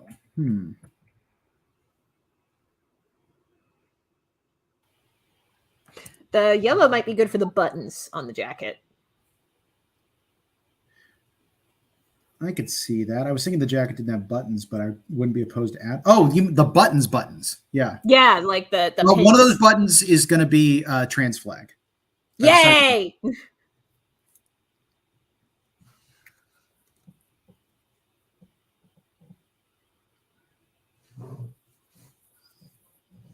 You mentioned an orange yellow would probably go somewhat with this. Give it a try. We'll see. We'll see how it looks. Yeah, I can't do greenish yellow because I've already been yelled at for using chartreuse in my character designs. What? Why? Oh, because one of my friend Trixie likes to mess with me. Okay. So Trixie actually cosplays MP sometimes. And MP's color I can show right here, actually, when she's not dressing up, it's chartreuse. And I know this because Trixie said, so why chartreuse? Why'd you do that? I'm like, okay, first off, what's chartreuse? But, you're a professional artist and you don't know what chartreuse is. That's exactly. Well, I do now, but the thing that was really funny about it, because I remember I also showed the first time Trixie cosplayed as MP. I sent a picture to Ian, just being like, "Check it out, my character's getting cosplayed," and he responded back and was like, "Is that a female Shaggy?" And sent me a picture of Shaggy from Scooby-Doo who wears the same colors. Yeah. I was like, what did I do? Your subconscious was like Shaggy, but with tits. There's actually there is a conversation I had with my friend Haley where I brought up this exact story, and they said, "You made Shaggy with big naturals," and I'm like, I prefer to think of them as their Scooby snacks. Oh God! Oh, that's bad taste, man. It was great, but yeah, it was an interesting realization that sometimes palettes are the thing. Fun fact: when I was originally doing this particular comic, which is where I established that shirt color, I'd originally planned for her to wear orange, but I didn't get an orange that looked right, so it ended up being this color. I'd actually forgotten that, but yeah, I had a friend in college who wore a lot of orange, and it's one of the few people I've seen who could pull off that color. So I was trying to do it here. Orange was one of the school colors from my alma mater, in all honesty. You went to Tech? Not no, Tech. No. Where'd you go? Bowling Green State University. Oh, okay. Different than what I was thinking of. Yeah, like I don't know what you were thinking of, but you grew up in Virginia. You're thinking about the Virginia schools. I've been stuck in Ohio. That's true. I honestly, not gonna lie, I was thinking of Virginia Tech, but in my head I was thinking of the West Virginia school, which is not orange, but I was thinking of the Virginia Tech colors for some reason. Yeah. I got my Mountaineers and Cavaliers mixed up. Sorry if you went to either school. Oh, conveniently, I have issues with orange and yellow. Yep. Apparently I do too. Yeah. Speaking of like West Virginia shows and universities, Ben and I will actually be at HerdCon in March this year. March 25th, if I remember the date correctly. I'm going to double check that. Let me get up the Google Calendar. I'm booking so many things in advance. It's not even funny. Yeah, I'm actually doing a little bit less this year, I think. It's going to be interesting. Well, so far I'm doing less than previous years. Like I have not gotten to like the max that I've done like pre-COVID, because I think the max that I ever did in 1 year pre-COVID was like 14 conventions. Really needed to cut back after that. But March 25th is HerdCon. Ben and I are going to be there.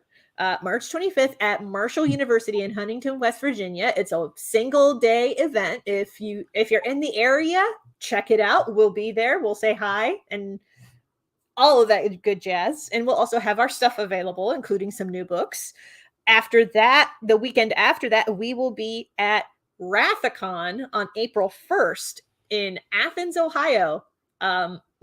Talking about school colors, the school colors for OU, not OSU.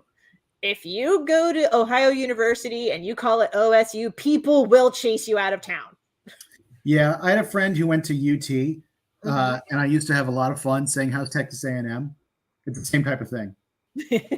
Yeah. He got real mad. Oh, yeah. Oh, yeah, absolutely. I need to fix that. Oh, and if you're in the Detroit area or the Toledo area, I will be at Detroit Zine Fest March 4th. March 4th. Tour dates and everything are also on my email newsletter. Go to KelciCrawford.com to subscribe. Yay. Thank you. How come there we go. Chilling moment over. How come I was able to draw the fishnets so easily the first time, and now I'm in an undo loop?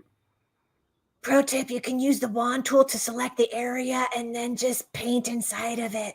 I could do that. It's what I often do. Hi, welcome to our ASMR stream. we're gonna be drying fishnets using the wand tool. Hey, what do we think of this orange is yellow for the petticoat? I can't keep doing this. I'm loud. You know, as a personal challenge, I might do an ASMR art stream. Mm-hmm. I think that would be funny. Get one of those mics that has the ears on it. Yeah. I mean, I could probably put ears on this thing. I mean, yeah. Oh, you have a snowball? I think you knocked the snowball because I can't hear you now.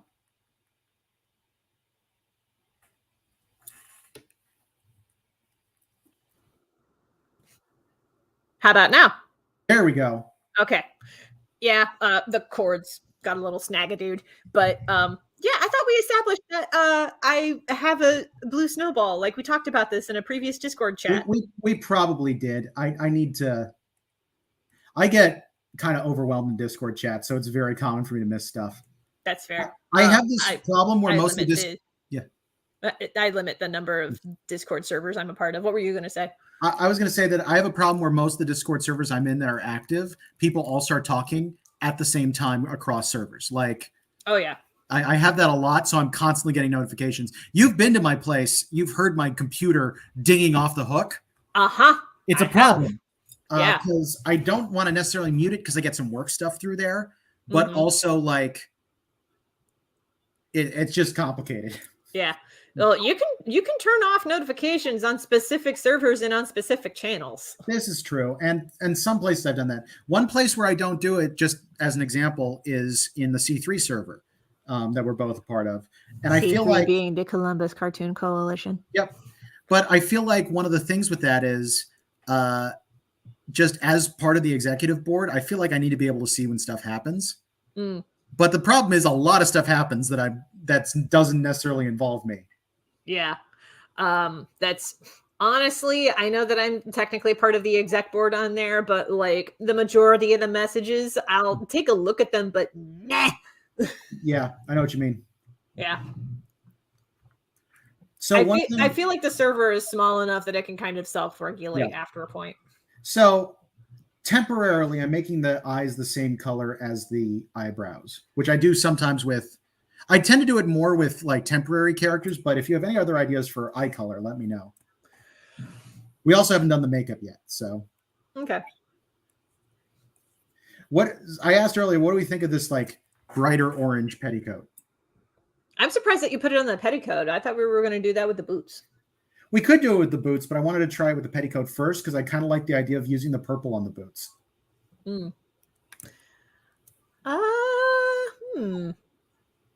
I'm down to switch. It's how I did it. Okay. Yeah, I was going to say. Let's switch. Find out what it looks like. Yeah. Well, let's switch, but also when it comes to like the split complementaries, like we were looking at with the color wheel, it helps if the complementary color does not take up a whole lot of space on the character design. It should be more of like an accent rather than like a main statement piece. Hold on. Yeah, why didn't it? Oh, because I grabbed the wrong color. Let's swap them again. Turn it back on all the stuff. Go back to that. So that's what you're thinking for the boots? That's what I was thinking, yeah. Although with that, they kind of look like wellies. That's what I was thinking. That's exactly what I was thinking. Jessica says, I have to mute most Discord servers I'm on. OCD will not let me leave messages unread, so it gets overwhelming. Yeah, I get that. Same. I'm going to... Let's just try black boots, because that's what we talked about at the beginning. Yes. It's a little lazy, but also... Like, I don't own any shoes that are not black. That's all I get. In fairness, a lot of platform shoes come in black. Yeah. That's what I would expect them to be. I did think it would be fun if they were another color, but I don't think it's necessary. So let's just see. Might just be worth ending the discussion. So one other thing I'm wondering about, just because it might be annoying redrawing a tiny pin every single time, I'm wondering if I can actually turn the pins like collectively into the trans pride colors. So like each pin is a color instead of having an actual flag pin. Would that still get it across, or do you think I should have the flag pin? Give it a try. Cool. Let me get out. You know what? I'm going to bring up a little work by our good friend Kelci Crawford. I was about to say, I can tell you what the colors are. You can, but I can also just pick them from the sticker you made. Yes, I've made several sticker designs with the trans pride flag incorporated into them. All right, let's see. There we go. Oh, excuse me. We have here a 3-inch trans. I couldn't help I'm sorry, the way that you phrased that. Well, it's the way you labeled the thing. It's no pride sticker. 3-inch trans. Yeah, that sounds like me. Okay, so those are the 3 colors.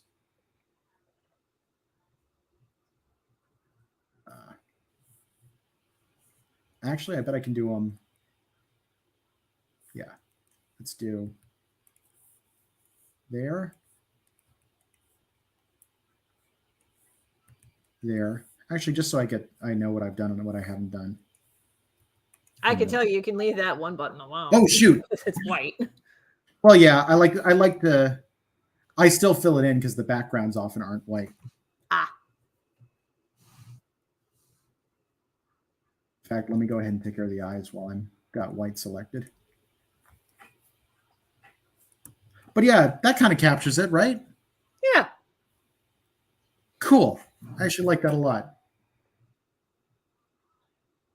It kind of looks like she has a window through her stomach right now. That's because belly's not filled in.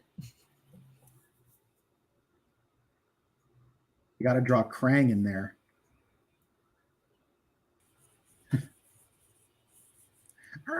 Turtles. Okay. You know, Krang from Ninja Turtles. The brain that lives in the stomach. Sure.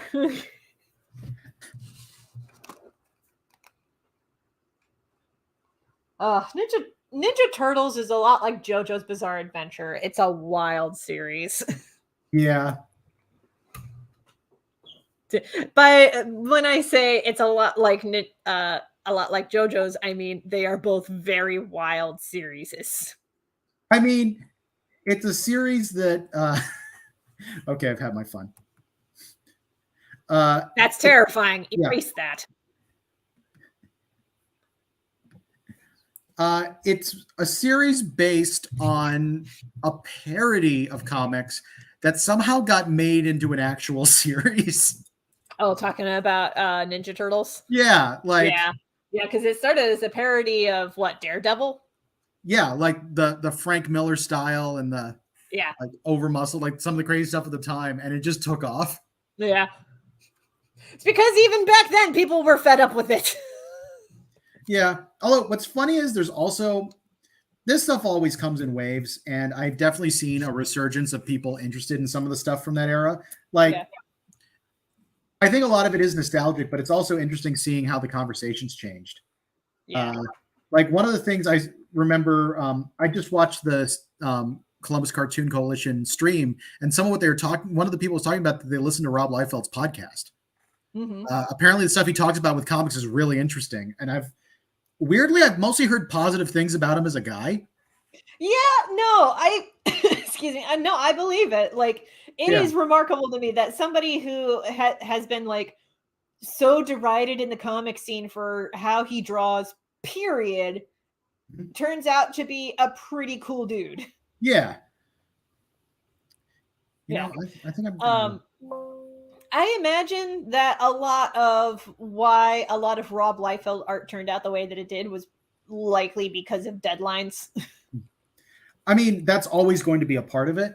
I think it's also just his style. I have seen his style in like the 2010s, and it got better. Oh, good.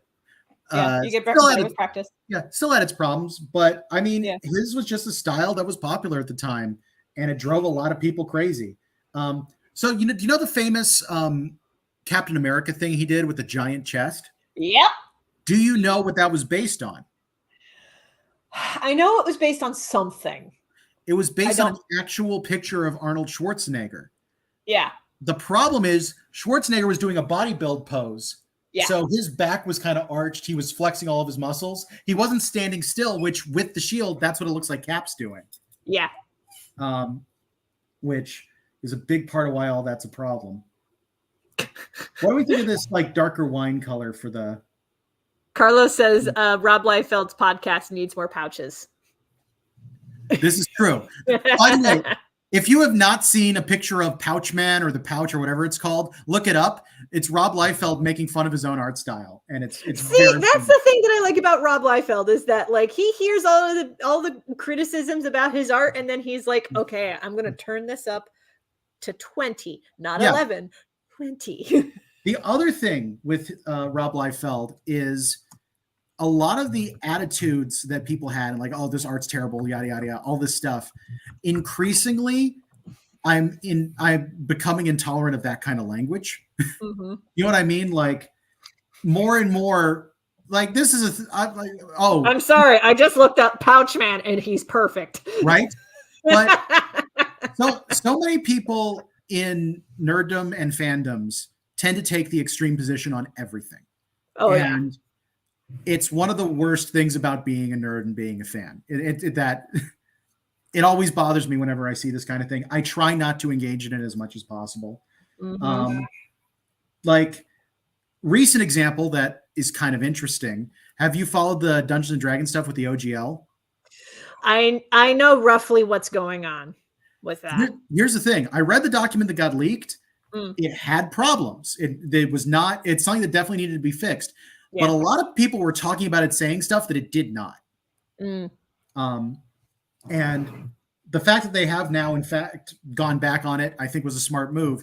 The reason it took them a while is they were in full damage control mode and didn't have any idea what to do because it kept getting worse. Yeah. So everyone who's like, boycott them, they're evil. And like, calm down, give them a minute. Well, I chalk that up to the PR team was really slow to do damage control, and that's a problem. It is a problem, but... Because PR teams should be on that shit right the fuck away. Yeah. So the two things that bothered me the most after reading the document, there was a lot of talk of them applying this retroactively to everything that had previously been published. Like they were going to come for money that had been earned years ago. The document specifically said they weren't doing that. It actually said this will only take effect on any income earned after January 1st, 2024. So it wasn't even going to take effect for a year. Number two, what they basically said is that if you do a commercial third-party product that makes money off Dungeons and Dragons and you make more than $750,000 a year, we want to cut. Everyone heard this as, if you make $750,000 a year, you have to pay them 25% of that money. And that's a problem. That's not what they said. It was qualifying revenue, which was defined as any revenue in excess of $750,000 a year. Mm-hmm. And even then, you have to be really particular about what you mean by revenue. Do you mean gross or like after costs? I think they specified gross. Okay. So that, again, not great, but there's literally an example in the document that says if you make $750,001, you will owe us 25 cents.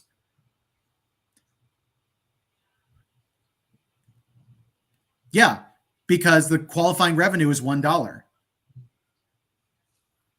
Yeah, I know you're making that face. Half the internet got this wrong. Ugh. And I mean, this chalk is why it up to the internet, but also chalk it up to Twitter. I feel like most of the outrage was on Twitter. There was a lot there and on Reddit. I can vouch for the Reddit outrage. Yeah. It was bad. But I did see there was a lot of recommendations on YouTube for a lot of people freaking out about OGL, and I'm like, I am not watching that. I watched a couple of them. Actually, there's one I remember watching that was very reasonable and interesting. One of the things it brought up is that you actually don't need the OGL to do anything.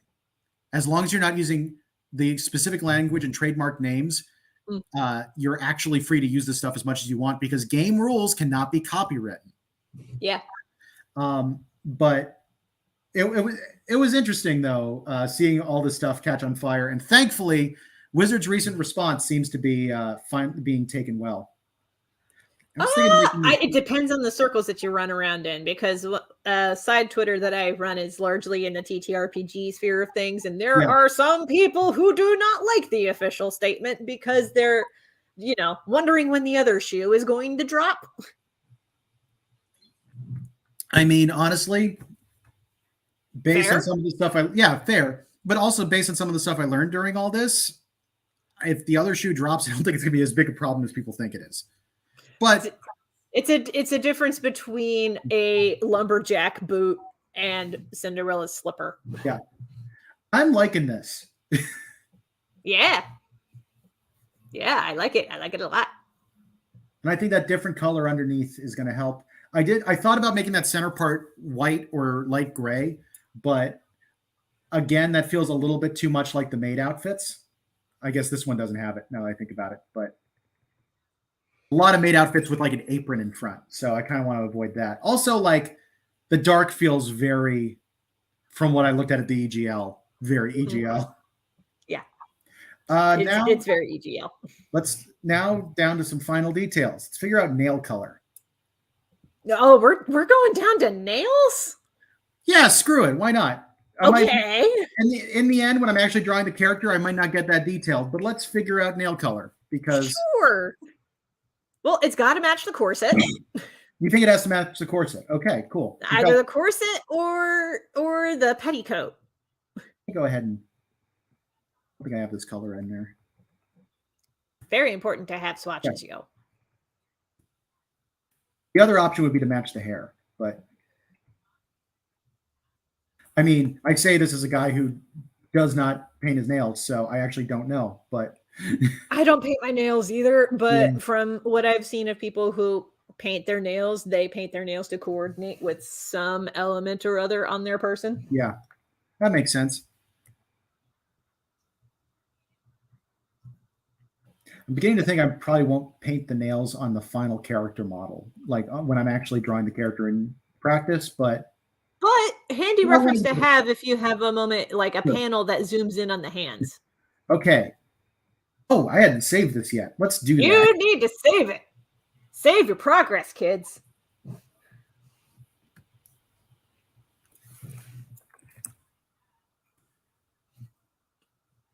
Another weird thing I do, whenever I list dates on a computer file, it's always year first. That throws so many people off, but it actually organizes correctly if you do that. It's a way to do it. I utilize a different numerical system with mine. I don't remember what the technical term is for it, but I have seen it used by some libraries. It's the two numbers of the month, the two numbers of the day, and then the last two numbers of the year is how I tend to catalog mine. I always like using the 4-digit year because I grew up around Y2K. Yeah, I'm liking your design. I think the last thing I want to get in. Oh, I need to do makeup. I'm going to say. I was wondering where her cat eyes were. Yeah, I'd forgotten about that. Let's do it like this. I need to turn this brush back down to 50. This is my usual shading brush. I was using it for the line art. In retrospect, was probably a mistake. Nope.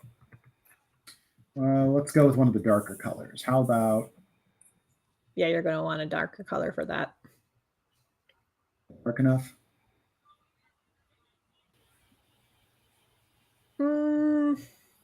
Still not dark enough, right? No. Okay. Not dark enough. Here, let's try. No, I wanted to blend the skin tone a little better. Let's get a darker color. What do we got? Let's try this. Oh, I know what I should do. What should you do? Let's make this a multiply layer. You hadn't done that? No, I just made it a little bit transparent.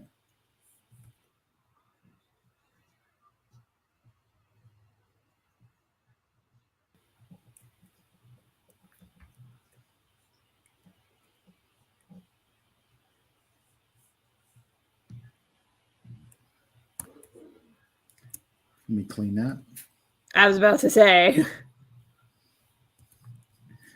Why so serious? Nope. Nope. Nope. Just nope. That's actually pretty good. There you go. I wanted to make it darker. We could just... That's too dark. Just a bit. That works pretty well, right? Yeah. It stands out, but it's at the same time not overpowering. Yeah. The one other question would be... Let me do... Sorry, I'm doing a bunch of quick layers, but... Yeah, and none of them are... Half of them are labeled. Most of them are labeled. The only ones that aren't labeled are the last two I just did, so I will do that in a second. I'm just wondering if I need to... Oh, no. Outline the eyeshadow? I don't think it's necessary. Yeah, I think it's excess. The lips, maybe.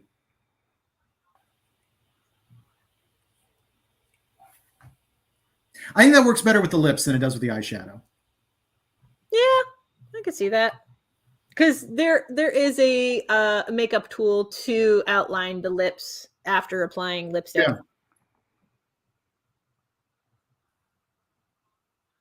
In fact, if you make that line outlining the lips like a darker red, then there you go. Oh, instead of making it black. Yeah. Let's see what that looks like. Oh, I actually know another way to do that. It won't be exact, but let's see if I lower the opacity. Kind of creates a similar effect because it blends in with the skin underneath. Is that better? It might be. What? What did I tell you? I don't know what you did. Excuse me. Yeah, I was about to recommend try 25%. Yeah, that's what I was doing. I think I accidentally typed in 250%. Oh. I'm inclined to keep it at full opacity. I think, honestly, drawing-wise, it's going to be easier. But I think it looks pretty good. Now, let's figure out the tattoo. Okay. We're doing a tattoo? Like, for real? Let's do a tattoo on the arm. Okay. Let's say left arm, because I feel like I've done a little bit more stuff on the right side of her than on the left side. Well, actually, we've got the buttons on that side. I was about to say, from viewer perspective, a lot of things are on her on the right hand side. From the viewer perspective. Oh, from the viewer perspective. Mm-hmm. Yeah, so maybe putting the tattoo on the opposite arm. So on the right arm. Okay, I can do that. All right, let's see. By the way, brought in 24-hour damage control is non-existent based on our earlier conversation. Mm-hmm. It is quite true. It is very true. Also, like, a lot of people hate this strategy. It is a completely valid strategy to wait for stuff to die down before you wade in. Because when it's full-on ugly, you got to be careful. It depends on the situation. Yeah, like, it doesn't always work, but it's also an understandable strategy. So places that make the most sense to me for tattoos. Yeah, I'm just thinking back on, because part of my degree was studying public relations. Mm-hmm. I actually took a public relations class, and there's it's better branding wise to speak out sooner rather than later. That's good to know. I'll keep that in mind if anything happens to me. Mm-hmm. There are three places where I think a tattoo makes the most sense on an arm. You've got upper shoulder, you've got inner upper arm, and inner lower arm. Why do those make sense to you? I guess that's where I've seen some of the most tattoo designs. I personally it's always weird to me when artists in particular get tattoos on their drawing hand, because I'm terrified, like, if the one time it gets infected, you could be in trouble. I guess speaking as somebody who's had family members who have gotten tattoos and who has also gotten a tattoo, like, getting an infection from a tattoo is not as common as you think it is. Well, I know that like with a reputable parlor, it's almost never going to happen. With a reputable parlor and with the proper topical ointments to rub on top of the tattoo, because you need good aftercare after getting the tattoo. You are basically scarring yourself. Yeah. No, it's, I don't know. I'm also the type of guy who is paranoid about getting LASIK, even though my eyes are terrible, because there's a very tiny % chance that it goes badly and you go blind. But like, also I know logically that's like so unlikely to happen. It is very unlikely to happen. No. I don't opt for LASIK because the surgery itself requires that your eye be open the entire time, and that terrifies the heck out of me. Yeah. So yeah, you think there are other spots on the arm that would make a lot of sense for a tattoo? Any place on the arm would be a good place for a tattoo. I've seen tattoos that do wraparounds around the base of the deltoid. I've also seen tattoos that are like on the outside of the arm. So like if you're like posing like this, you can have a tattoo like right here. You can have I hardly ever see tattoos like in this area. I sometimes will see tattoos here. Those are usually like in memoriams or never forget, or like you want to be able to see it. Yeah, like reminders or whatever. Although, fun fact, Travis Willingham has a tattoo that is actually on the outer edge of the arm. So that's another common place to get a tattoo. Though that is much bonier, so that is going to hurt a lot more. You know what it says, by the way? Worthy. Yeah, that's awesome, right? It's pretty cool. All right. So this is not going to reflect. Let's do.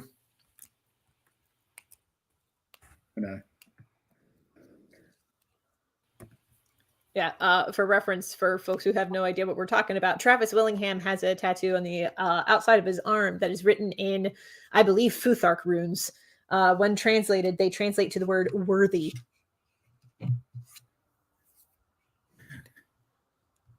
The Los reminder: buy milk.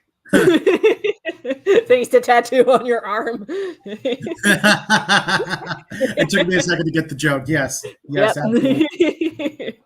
But yeah, no regrets. Anyway. Yeah, no regrets. I have kind of a cool idea. What's your cool idea? I would picture being on the shoulder just because of the name. Oh, that's not going to show up at all. Okay. Let me use a different pencil color.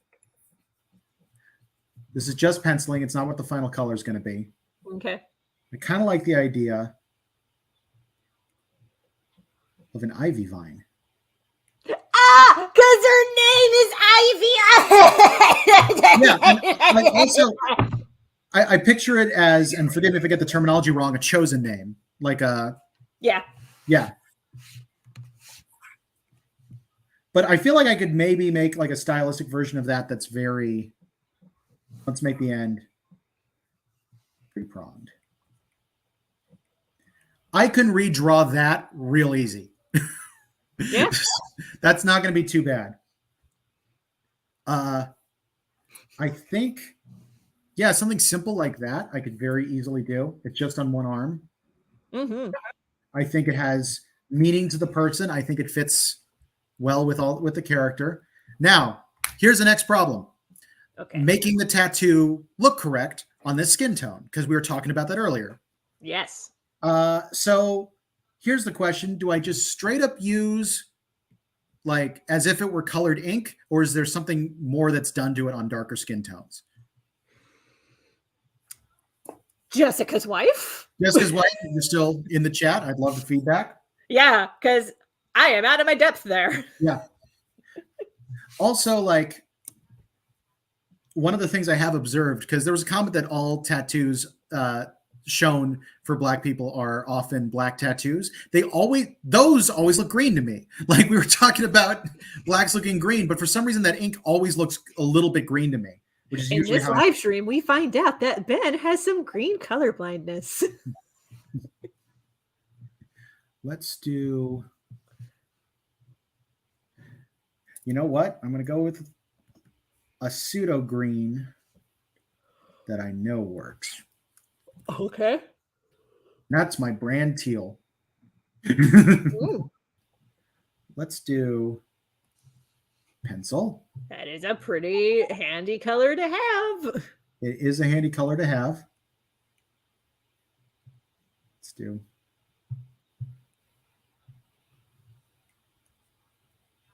I'm going to drop opacity on this, I think, or try multiply, see what it does. But multiply would probably make it darker. That's my guess. It might blend it a little with the skin tone, which is which might be helpful, but only one way to find out. True. Let's get the pencils gone.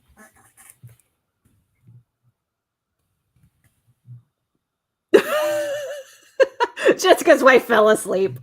Oh! You had one job. No, I think we'll be good. Honestly, like even without applying multiply, that actually looks pretty good. It does, yes. Let's play around with it, see what it does first. No multiply. Okay. Reduce opacity. Looks a little faded, like it's not that new a tattoo. That's an option. Yeah, that's an option, yeah. Okay, full opacity and multiply. Now we're getting into sort of the almost black tattoo look. Yeah, and I also don't really like that. Yeah, let's see what multiply at 50% opacity looks like. That's the final check. Okay. Do we like oh, that's actually 60. I like to do 50 as much as possible, so I remember to do it. Let's find out which we like. You test your memory way less than I do. Because I have so many layers at so many different opacities.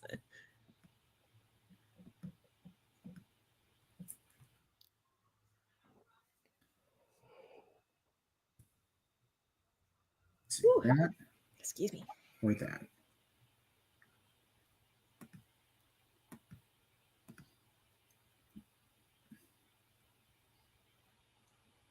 So I think the multiply one, the slightly darker one, looks more like a real tattoo to me. But with this character's design, I think the brighter green actually works better. I think color wheel test. Yes, let's color wheel test it. Here, I'll make a swatch.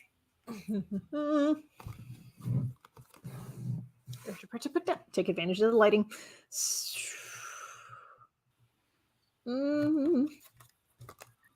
One side of my color wheel is tints, the other side is shades. It is very handy in that regard. So that particular shade of green strikes me as like a blue green, which is that's accurate. It's that teal is basically it's a blue green. Yeah. Just making sure that I have my it would help if I had the wheels aligned correctly.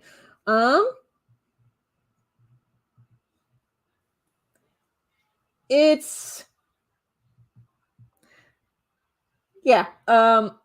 blue green, technically not a direct complementary of red. It's more like a split complementary. We were doing a double split complementary type of sequence was what we were doing.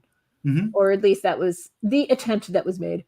Because primarily we were working with red violets and a little bit of red. Yeah, I think we've got all the colors. Oh, we were missing one color. Yeah, red, violet, and red. Do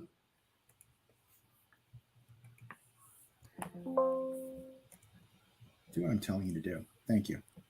Yeah, if we wanted to be color wheel accurate, we would make that more green rather than blue green, because blue green throws it off the pattern a bit. Oh shoot.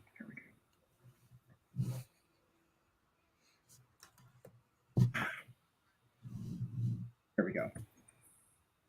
Throwing some extra colors in there because I realized not everything was accounted for. Making the effort. So would another green be better on the color wheel? anywhere between green, yellow, and green would be. That is these three colors. Why don't we try this green? I believe that's different. Are we going to do chartreuse? We're not going to do chartreuse.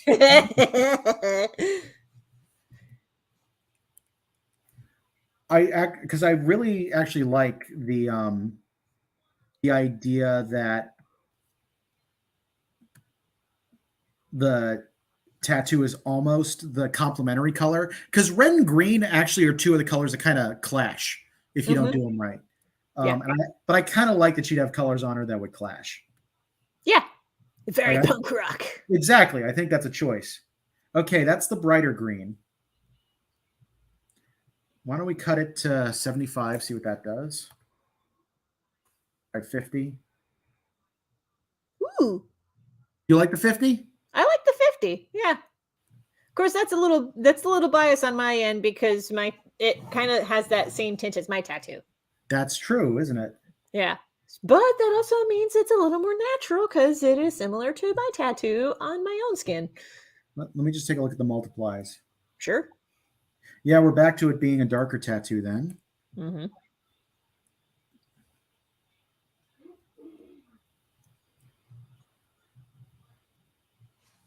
Kind of like the color it has on Vivid Light. Look at that. That's like neon. It's very bright. It's like a cyberpunk tattoo that actually has like LEDs in it or something. Well, I did read a sci-fi series, the Wayfarer series by Becky Chambers, which includes the first book, The Long Way to a Slow, Angry Planet. And in that book series, they talk about, I don't remember what the specific name for these tattoos are, but there are implants that you can get where your tattoos look like they are moving. Yeah. Not like great heaving movements, but like if you have tattoos with like waves incorporated into the design, you can make it look like the waves are like scintillating and undulating. I think I'm actually going to keep it at the full 100%. I think that's going to be easier to make sure the color matches properly. And then the lighter green, if I eventually do the tattoo on Theo, I can actually have it match yours. Aha! There we go. Without them both being the same color. I'm inclined to leave it at that. Yeah. She looks pretty well done to me. Cool. Then I'm going to do one last thing. Okay. Because yes, name your layers. Yeah. I'm going to have to bring up one of my other things just so you can see that I do in fact name my layers. Because I don't believe you. Let's see. By the way, you use certain colors a lot when you know the hex code. Yeah.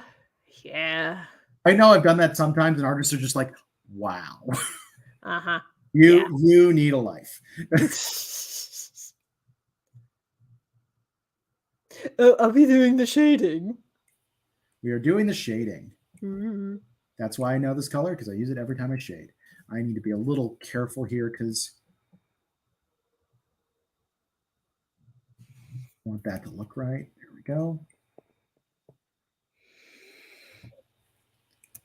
Got a little shade under the lip. Oh, yeah, that was my shoulder popping back into place. Oof.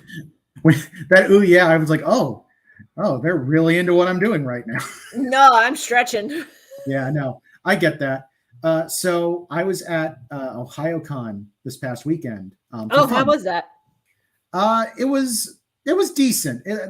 Honestly, this year they were a little bit of a mess, which I hate to say. OhioCon, I absolutely love that con. Mm-hmm. But one of the things that was interesting about it, I was helping my friend Trixie with a lot of dance events. Yeah. By the way, if anyone doesn't know, I did competitive ballroom dance in college and still help teach dance classes and stuff like that at cons. But one of the things about that was funny is shortly before I came back to Columbus, because I've been in Richmond with my family, my back went out, like right after MagFest. So I ended up staying in Richmond a little bit longer, finally managed to travel back. And shortly after, my back spasmed again. And then I had to dance. Oh, balls. Which thankfully was not too bad. If you have back problems, I highly recommend like going to your local drugstore, CVS or whatever, and getting a back brace. They're like 20 or 30 bucks. 100% like makes life so good. Yes, you've got one. I've got one because for a while, my back absolutely hated me. And I realized part of that was because this was definitely before I got my standing desk. But part of the reason my back was so mad was because I was sitting at my desk dang near all day. Yeah. And the easiest way without getting a standing desk is to just get a back brace. Yeah, I don't recommend wearing it all the time because you do want to build up those muscles, just like with any brace. But like if you work a specific part of your body a lot, you need to have a brace for it. Yeah. I have a wrist brace for my left hand. I only use it when I'm having pain, but it's one of those things where you will put on that brace and you will realize like your hand was hurting and you didn't know it. Oh, because all of a sudden your entire hand will relax and you'll go, okay, I needed this. Yeah. Hand braces in particular, like if you realize you're having a little bit of trouble, wear it to bed. You'll wake up, your wrist will have had a great chance to heal. If you need to wear it, you can still draw with it because it does not limit your mobility that much. It really doesn't. That was actually like I broke this particular wrist back in 2013, 2014, something like that. And the recommendation from the physical therapist was you can get back to drawing. In fact, I encourage you to draw. It's going to exercise your mobility and help you heal faster if you do. But yeah, can stand by. If your wrist hurts, put a wrist brace on it and go to bed with it. You'll wake up in the morning and it will be much better. I remember talking to someone at Center for Cartoon Studies who I remember giving this exact advice. And this person said, no, don't do that. Just take painkillers. And I'm like, No. Like, first off, no. Painkillers in moderation are fine. Like they were talking like Tylenol and stuff like that. But I'm like, if you're physically in pain from overworking a part of your body, don't just dull the pain. Treat the pain. Yeah, absolutely. Also, I used to work at a doctor's office, primarily filing paperwork, but sometimes you see stuff in the paperwork. And also, you hear things from the patients. The patients who went to this particular doctor's office were there primarily because they got addicted to painkillers. Yeah. It's something you got to be careful with. It is very easy to get addicted to painkillers. Please do not just rely on painkillers. And another thing to throw out there, because it's like even some of the over-the-counter stuff, Tylenol, ibuprofen. I do take larger doses of ibuprofen when I have trouble with my back, but it's because I consulted a doctor about it. And I do it with Prilosec to prevent the side effects and things like that. Tylenol, you do not want to overdose on. No. That is like an overdose of Tylenol is potentially a death sentence, and that is not an exaggeration. It's one of those things that I take very seriously. Now, I take it a little too seriously. It's one of those things where if I can ever avoid taking Tylenol, I do. And that's not always necessary. But, oh, shoot, I did that again. It is one of those things that I am very careful about, especially considering I have back problems.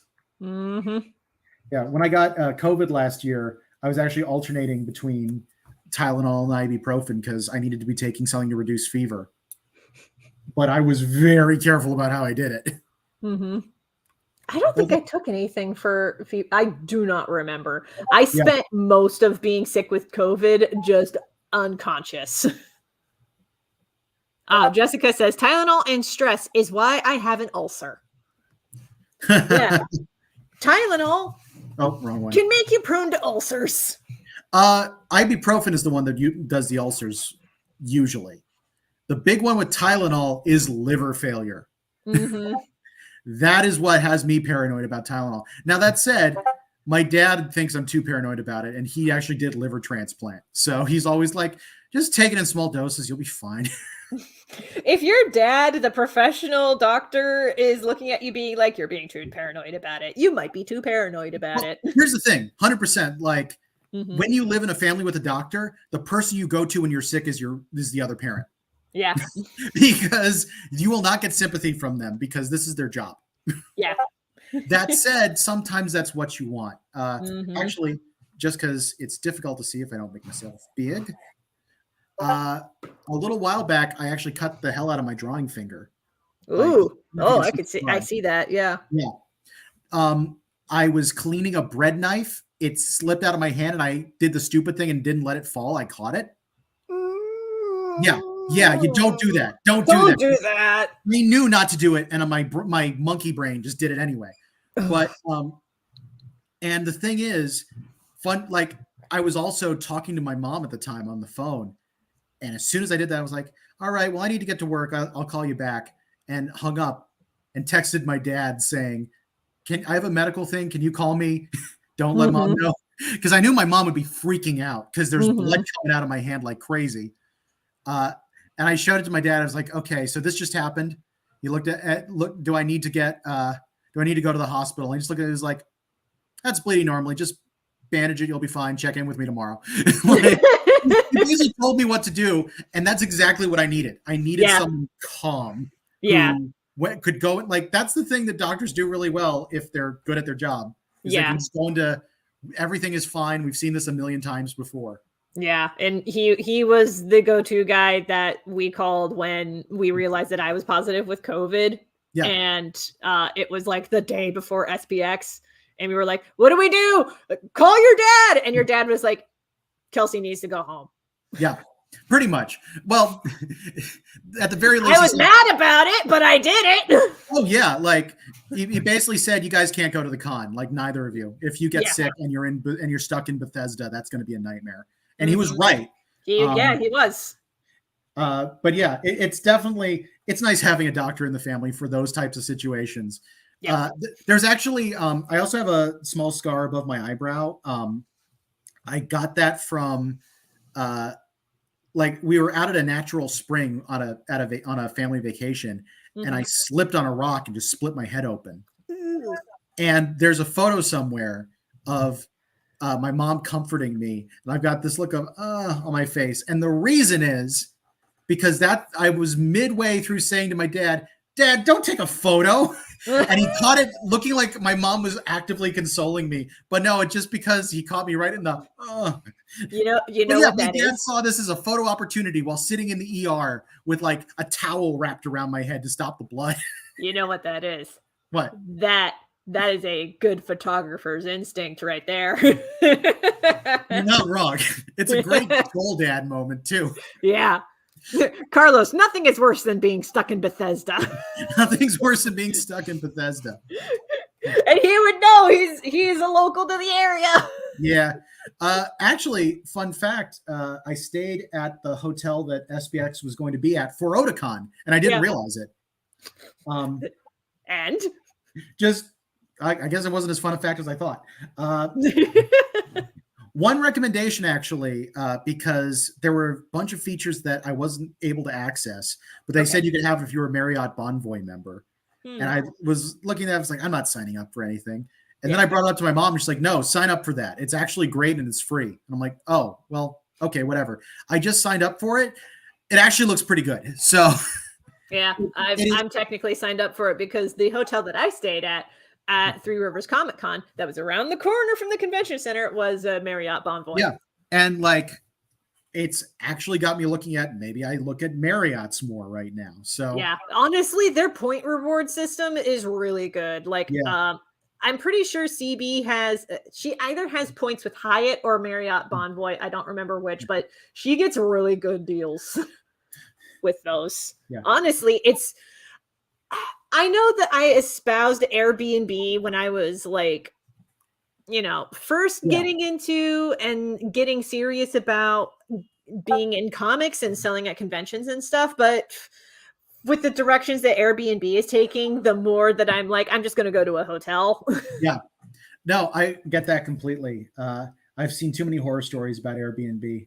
Yeah. And honestly, when it comes to, you and I need to coordinate around HerdCon, actually, because like you're closer to HerdCon than I am. Yeah. We'll figure it out. Yeah, we'll figure it out. We'll talk about it off stream. All right. Well, at the very least, I think we are done with this drawing. Look at her. She looks great, right? I love her.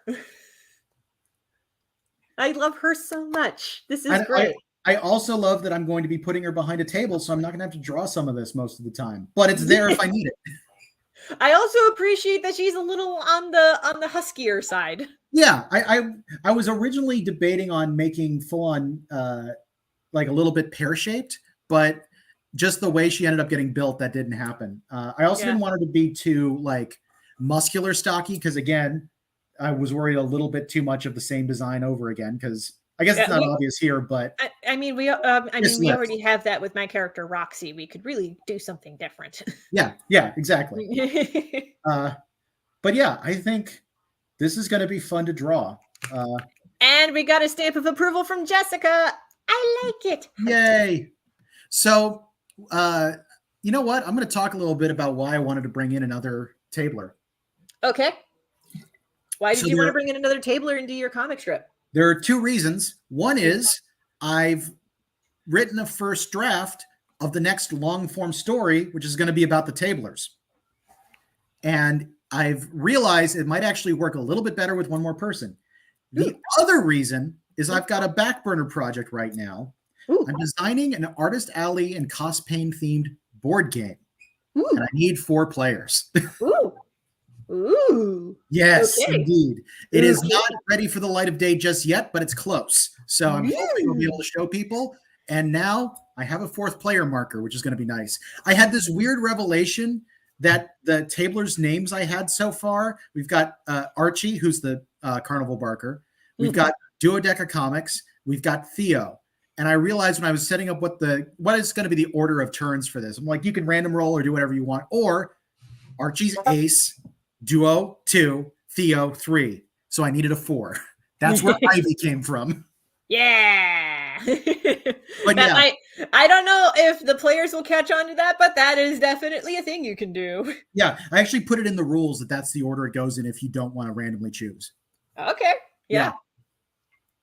I dig it.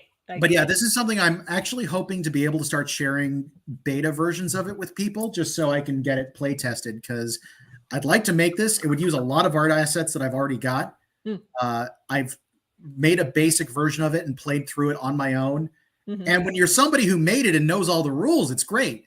But yeah, it does seem like it's got promise. I also have a second board game I want to do at some point, but that one is going to be resource management, so it's going to take a lot more time, and we'll need to figure that out. Oh, before I forget, I'm actually going to make a little note to myself too. This is just for my own projects. But I'll talk about it in the stream that I'm going to do tomorrow. Yeah. I may have a D&D stream, but if not, or not a stream, a D&D hangout, but if not, I will see if I can pop in. Cool. No pressure. It's going to be available like as an archive video version. Like I'm assuming this one's going to be. Like I'm assuming there's going to be a replay of this later. Oh, absolutely. Yeah. Take advantage of that replay, kids. I can't heckle you in the replay. Yeah. Oh, you say that as a perk. Okay. Well, I was assuming you were talking about the audience. Like you can't heckle the audience in a replay. Okay. Let's see. That's good enough. All right. Well, this is going to have to go up on social media soon. I think we are going to go ahead and call that here, because we've been streaming for close to 2.5 hours. Yeah, we've been going a long time. All right. Yes, so just in case anyone seeing this doesn't know, Kelci, where can people find you on the internet? You can find me on the internet at kelcidcrawford.com. That's KELCID Crawford.com. All of my stuff is there, and I'm posting a lot more new stuff on there because I'm slowly shifting away from social media in general. We really need to have a discussion about that. We need to have a discussion about like life for artists outside of social media. Yeah, because that is definitely an important thing. Absolutely, and there is a lot that has been happening in the last few months, let alone in the last few weeks, and it deserves to be talked about, man. Yeah, we definitely need to have that conversation. As for me, you can find my work at bwhcomics.com is the easiest place. I am also at BWH Comics on Patreon, Instagram, Twitter, Twitch, and YouTube. You can also find my webcomic CosPain, a weebcomic about cosplay and convention craziness, over at cospaincomicbook.com. Why am I not finding my basic website? There we go.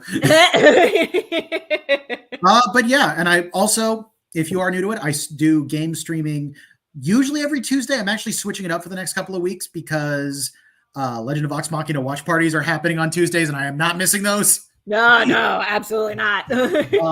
But yeah, I just keep an eye out on social media, and we'll be announcing whenever that stuff's happening. We're currently playing through Danganronpa 2, and I'm doing lots of voices and burning out my throat. No, geez, why you do that to yourself? Have some tea. I down an entire pot of tea with honey while doing this. I still burn out my throat because I'm talking for 4 hours and doing voices. Oh, geez. Yeah. Yeah, actually, the thing that I felt kind of bad because there's a character I really liked, but his voice hurt my throat, and he's currently AWOL. So I'm like, yes, I don't have to be talking like this all the time. Oh, geez, yeah, that would burn you out real fast. Why do you think whenever I do Archie for Shades of Chicago, it's just my chest voice with a bit of a sassy glint to it? Yeah, I love doing voices, but man, I got to be careful with some of the ones I end up picking for, especially for visual novel stuff. I try to match. Oh, it can be really tiring. I get it.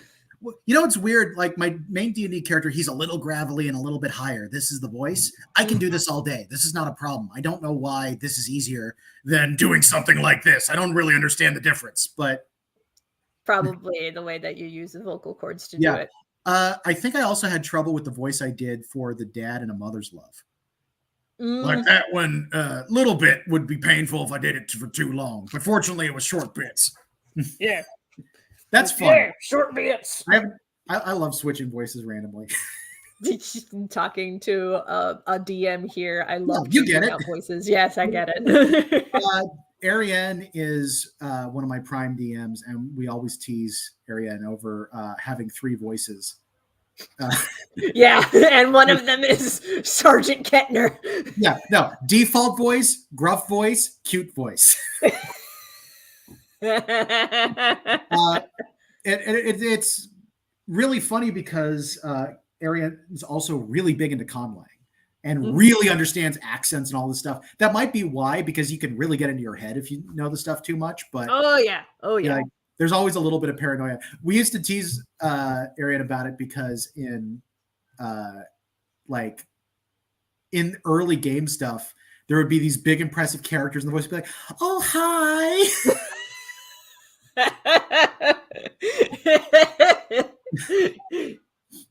Yes. 2 of us are always awesome together. Thank you very much. Thank you, Jessica. Also, life. I don't even remember context, but I love it. Well, right. Thank you, everybody who joined us in the chat, and everybody who just lurked while we worked. Sounds good. Rock on, guys, and never stop drawing. You are awesome. Bye. Bye. I'm just going to keep